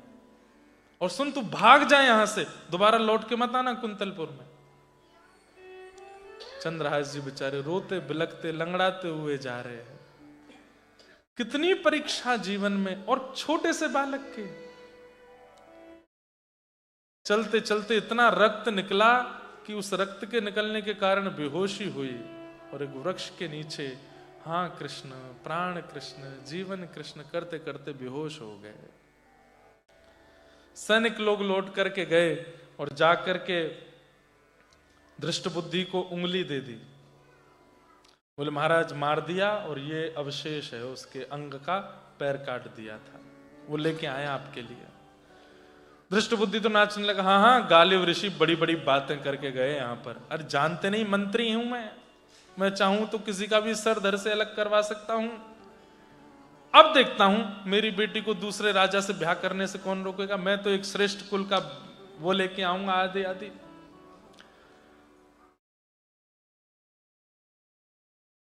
यहां दृष्ट बुद्धि प्रसन्न हो रहे हैं और वहां चंद्रहास एक पेड़ के नीचे कोसों दूर पड़े हैं। वहीं पास में जिस नगर में वो पहुंच गए थे, थोड़ी दूर जिस वृक्ष के नीचे पड़े थे, उसके पास का एक नगर था। वहां के नगर के राजा के कोई संतान नहीं थी और उनके कुल पुरोहित ने एक अनुष्ठान कराया और अनुष्ठान कराते हुए कहा कि राजन तुम्हारे गर्भ से तो कोई, पत्नी के गर्भ से तो कोई संतान नहीं होगी। तो बोले तो एक यज्ञ करो, यज्ञ के बाद यज्ञ की सामग्रियों को जब तुम तालाब में, वन में तालाब में जाकर के विसर्जित करके जब तुम लौटोगे तब चारों दिशा में देखते हुए आना, तब तुमको कोई एक अनाथ बालक मिलेगा जो श्री कृष्ण का परम भक्त होगा, वही तुम्हारा पुत्र होगा। ऐसा ही हुआ। वो राजा रानी खूब बूढ़े बड़े हो गए थे, उन्होंने एक यज्ञ किया। यज्ञ के बाद यज्ञ की सामग्रियों को तालाब में विसर्जित करने गए। जैसे ही लौट करके आ रहे थे तभी वहां एक वृक्ष के नीचे बेहोश अवस्था में श्री चंद्रहास जी पड़े थे। बोले गुरुदेव ने कहा था कोई अनाथ बालक मिलेगा। जल डाल करके देखा पैर से रक्त निकल रहा है तो कुछ उपचार किया।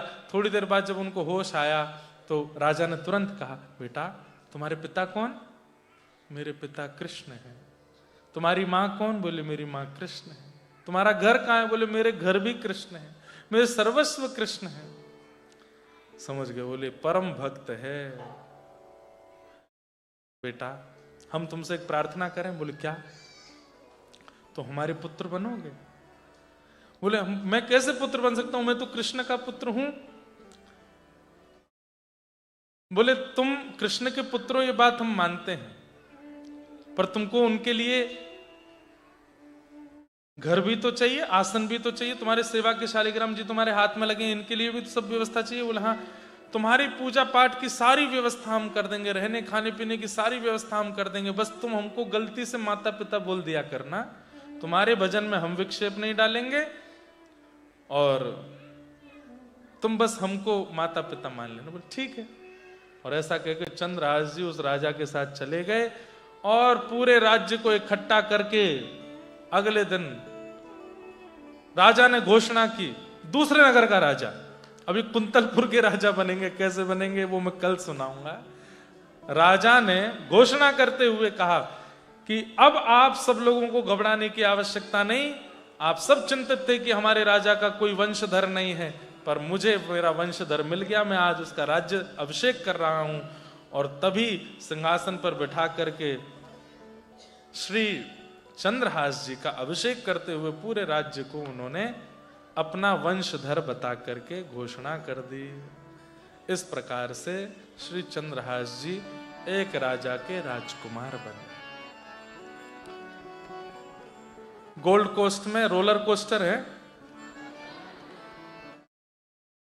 लेकिन इतनी खतरनाक रोलर कोस्टिंग कहीं नहीं हो सकती जैसी ठाकुर जी जीवन में चलाते हैं। कई बार कई लोगों के, केरल देश में जन्मा, राजकुल में जन्मा, दासी पुत्र हो गया, पेड़ के नीचे रहने लगा और अब जाकर के फिर से कहीं का राजा बन गया।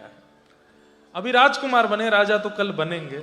तो अब इसके आगे का जो प्रसंग है, क्योंकि मैं प्रारंभ करूंगा तो मुझे पूरा ही करना पड़ेगा, तो वो मैं कल सुनाऊंगा। इसके आगे के प्रसंग में कल प्रवेश करेंगे और ठाकुर जी कैसे इनको मिलेंगे। अभी तो इनका विवाह होगा और दृष्ट बुद्धि के जीते जी होगा। कैसे होगा, कैसे ठाकुर जी। और ये कथा सुनकर के ठाकुर जी खूब प्रसन्न हो रहे हैं। अर्जुन बार बार ठाकुर जी को प्रणाम कर रहा है, जय हो, क्या रचना करते हो किसी किसी के जीवन की, कैसी रचना करते हो। ठाकुर जी बोले आगे सुनना, अभी और आनंद आएगा। ऐसे चंद्रहास जी को हम बारंबार प्रणाम करते हैं। उनका पावन चरित्र, शेष चरित्र हम लोग कल सुनेंगे।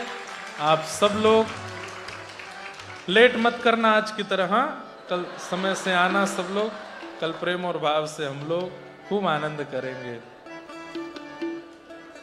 जगन्नाथ चकानैन।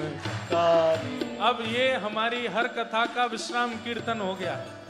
हमारे पूज्य गोवत्स राधा कृष्ण महाराज जी ने ऐसा प्रसाद दिया है पूरे विश्व को। हे जगन्नाथ जगन्नाथ चकानैन, चकानैन, जगन्नाथ जगन्नाथ चकानैन, चकानैन। नीलाचल वरे तू न संभाले तो हमें कौन संभाले। तू न संभाले तो हमें कौन संभाले। तू न संभाले तो हमें कौन संभाले। प्रभु तू न संभाले तो हमें कौन संभाले। मेरे प्रभु जगन्नाथ जगन्नाथ चकानैन, चकानैन, जगन्नाथ जगन्नाथ चकानैन, चकानैन। नीलाचल वरे तू न संभाले तो हमें कौन संभाले। हो तू न संभाले तो हमें कौन संभाले। हे मेरी ये नैया है अब तो तेरे हवाले। मेरी ये नैया है अब तो तेरे हवाले। हाँ मेरी ये नैया है अब तो तेरे हवाले। मेरी ये नैया है अब तो तेरे हवाले। ओ हमें तू न संभाले तो हमें कौन संभाले। हमें तू न संभाले तो हमें कौन संभाले। हमारे परम मित्र देखो वृंदावन से कथा सुनने आए स्पेशली यहाँ पर। इनको वृंदावन में भी कथा सुनने को मिल सकती है, लेकिन सुनने ऑस्ट्रेलिया आए हैं। बोले महाराज जी धामों में तो कथा खूब सुनी, अब एक बार विदेश में कथा सुन के आते हैं, देखें कैसा लगता है। एक बार इनके लिए जोरदार ताली बनाओ। हमारे वृंदावन का मेरा बहुत प्रिय स्थान साईं अम्मा का सुख निवास दरबार, वहां से आप पधारे। हमारे पुनीत साईं जी आए हैं। मेरे प्रभु जगन्नाथ जगन्नाथ चकानैन, चकानैन, हे जगन्नाथ जगन्नाथ चकानैन, चकानैन। नीलाचल वरे तू न संभाले तो हमें कौन संभाले। हो तू न संभाले तो हमें कौन संभाले। हे तुम्हें छोड़ जाऊं अब मैं किसके दुआरे। तुम्हें छोड़ जाऊं अब मैं किसके द्वारे। हाँ तुम्हें छोड़ जाऊं अब मैं किसके दुआरे। तुम्हें छोड़ ओ हमें तू न संभाले तो हमें कौन संभाले। ओ तू न संभाले तो हमें कौन संभाले। हाँ तू न संभाले तो हमें कौन संभाले। हमें तू न संभाले तो पीछे वाले भी गाओ। मेरे प्रभु जगन्नाथ जगन्नाथ चकानैन चकाने जगन्नाथ जगन्नाथ चकानैन चकाने हे जगन्नाथ जगन्नाथ चकानैन चकाने जगन्नाथ जगन्नाथ चकानैन चकाने। नीलाचल वरे तू न संभाले तो हमें कौन संभाले। हरि तू न संभाले तो हमें कौन संभाले। हे बलभद्र सुभद्रा संग आप विराजे। बलभद्र सुभद्रा संग आप विराजे। हे बलभद्र सुभद्रा संग आप विराजे। बलभद्र सुभद्रा संग आप विराजे। और मंदिर के ऊपर नील चक्र विराजे हो। मंदिर के ऊपर नील चक्र विराजे। मेरे प्रभु और ऊंचे स्वर में गाओ। मेरे प्रभु जगन्नाथ हमारे प्रभु जगन्नाथ तुम्हारे प्रभु जगन्नाथ हम सबके प्रभु हे जगन्नाथ प्यारे प्रभु जगन्नाथ हे जगन्नाथ जगन्नाथ चकानैन चकाने जगन्नाथ जगन्नाथ चकानैन चकाने। नीलाचल वरे तू न संभाले तो हमें कौन संभाले। हरि तू न संभाले तो हमें कौन संभाले। हाँ तू न संभाले तो हमें कौन संभाले। हरि तू न संभाले तो हमें कौन संभाले। हे जगन्नाथ स्वामी मेरे नैनों के तारे। जगन्नाथ स्वामी मेरे नैनों के तारे। हाँ जगन्नाथ स्वामी मेरे नैनों के तारे। ओ जगन्नाथ स्वामी मेरे नैनों के तारे। ओ हमें तू न संभाले तो हमें कौन संभाले। ओ हरि तू न संभाले तो हमें कौन संभाले। मेरे प्रभु जगन्नाथ जगन्नाथ। अरे हमें पता है आप भूखे हो लेकिन आज एकादशी भी तो है। भुजा उठा के बोलो भाव से।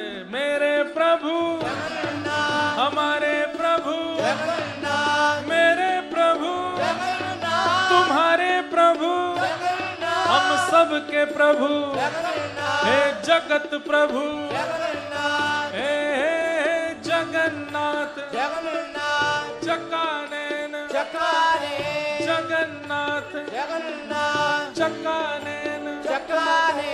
नीलाचल वरे तू न संभाले तो हमें कौन संभाले।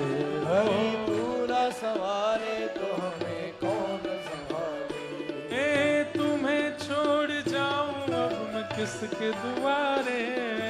तुम्हें छोड़ जाऊं अब मैं किसके दुआरे।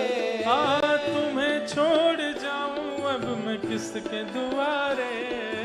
तुम्हें छोड़ जाऊं अब मैं किसके दुआरे। ओ हमें तू न संभाले तो हमें कौन संभाले। ओ हरि तू न संभाले तो हमें कौन संभाले। मेरे प्रभु जगन्नाथ मेरे प्रभु। जगन्नाथ। अभी मेलबर्न में कथा हो रही थी तो मेलबर्न के कुछ वैष्णवों ने इस पंक्ति में थोड़ी लाइन बदल दी। वो क्या बोल रहे हैं जैसे हम कहते हैं तू न संभाले तो हमें कौन। वो क्या गा रहे थे। तू न संभाले तो हमें श्री जी संभाले। ओ तू न संभाले तो हमें श्री जी संभाले। मेरे प्रभु जगन्नाथ जगन्नाथ चकानैन चकाने जगन्नाथ जगन्नाथ चकानैन चकाने। नीलाचल वरे तू न संभाले तो हमें श्री जी संभाले। ओ ओ तू न संभाले तो हमें श्री जी संभाले। हाँ तू न संभाले तो हमें श्री जी संभाले। ओ हरि तू न संभाले तो हमें श्री जी संभाले। ओ जय राधे राधे राधे राधे श्री राधे राधे श्री राधे राधे वृषभानु दुलारी राधे राधे श्री कृष्ण पियारी राधे राधे बरसाने वारी राधे राधे जय राधे राधे राधे राधे हरिवंश पियारी राधे राधे हरिदास दुलारी राधे राधे कीरत सुत प्यारी राधे राधे बरसाने वाली राधे ओ राधे जय राधे राधे राधे राधे जय राधे राधे राधे राधे श्री राधे राधे राधे राधे जय राधे राधे राधे राधे जय राधे राधे राधे राधे श्री राधे राधे राधे राधे दोनों भुजा उठाओ और जो सबसे ऊपर उछलेगो उसको हम एक माला देंगे व्यास मंच से।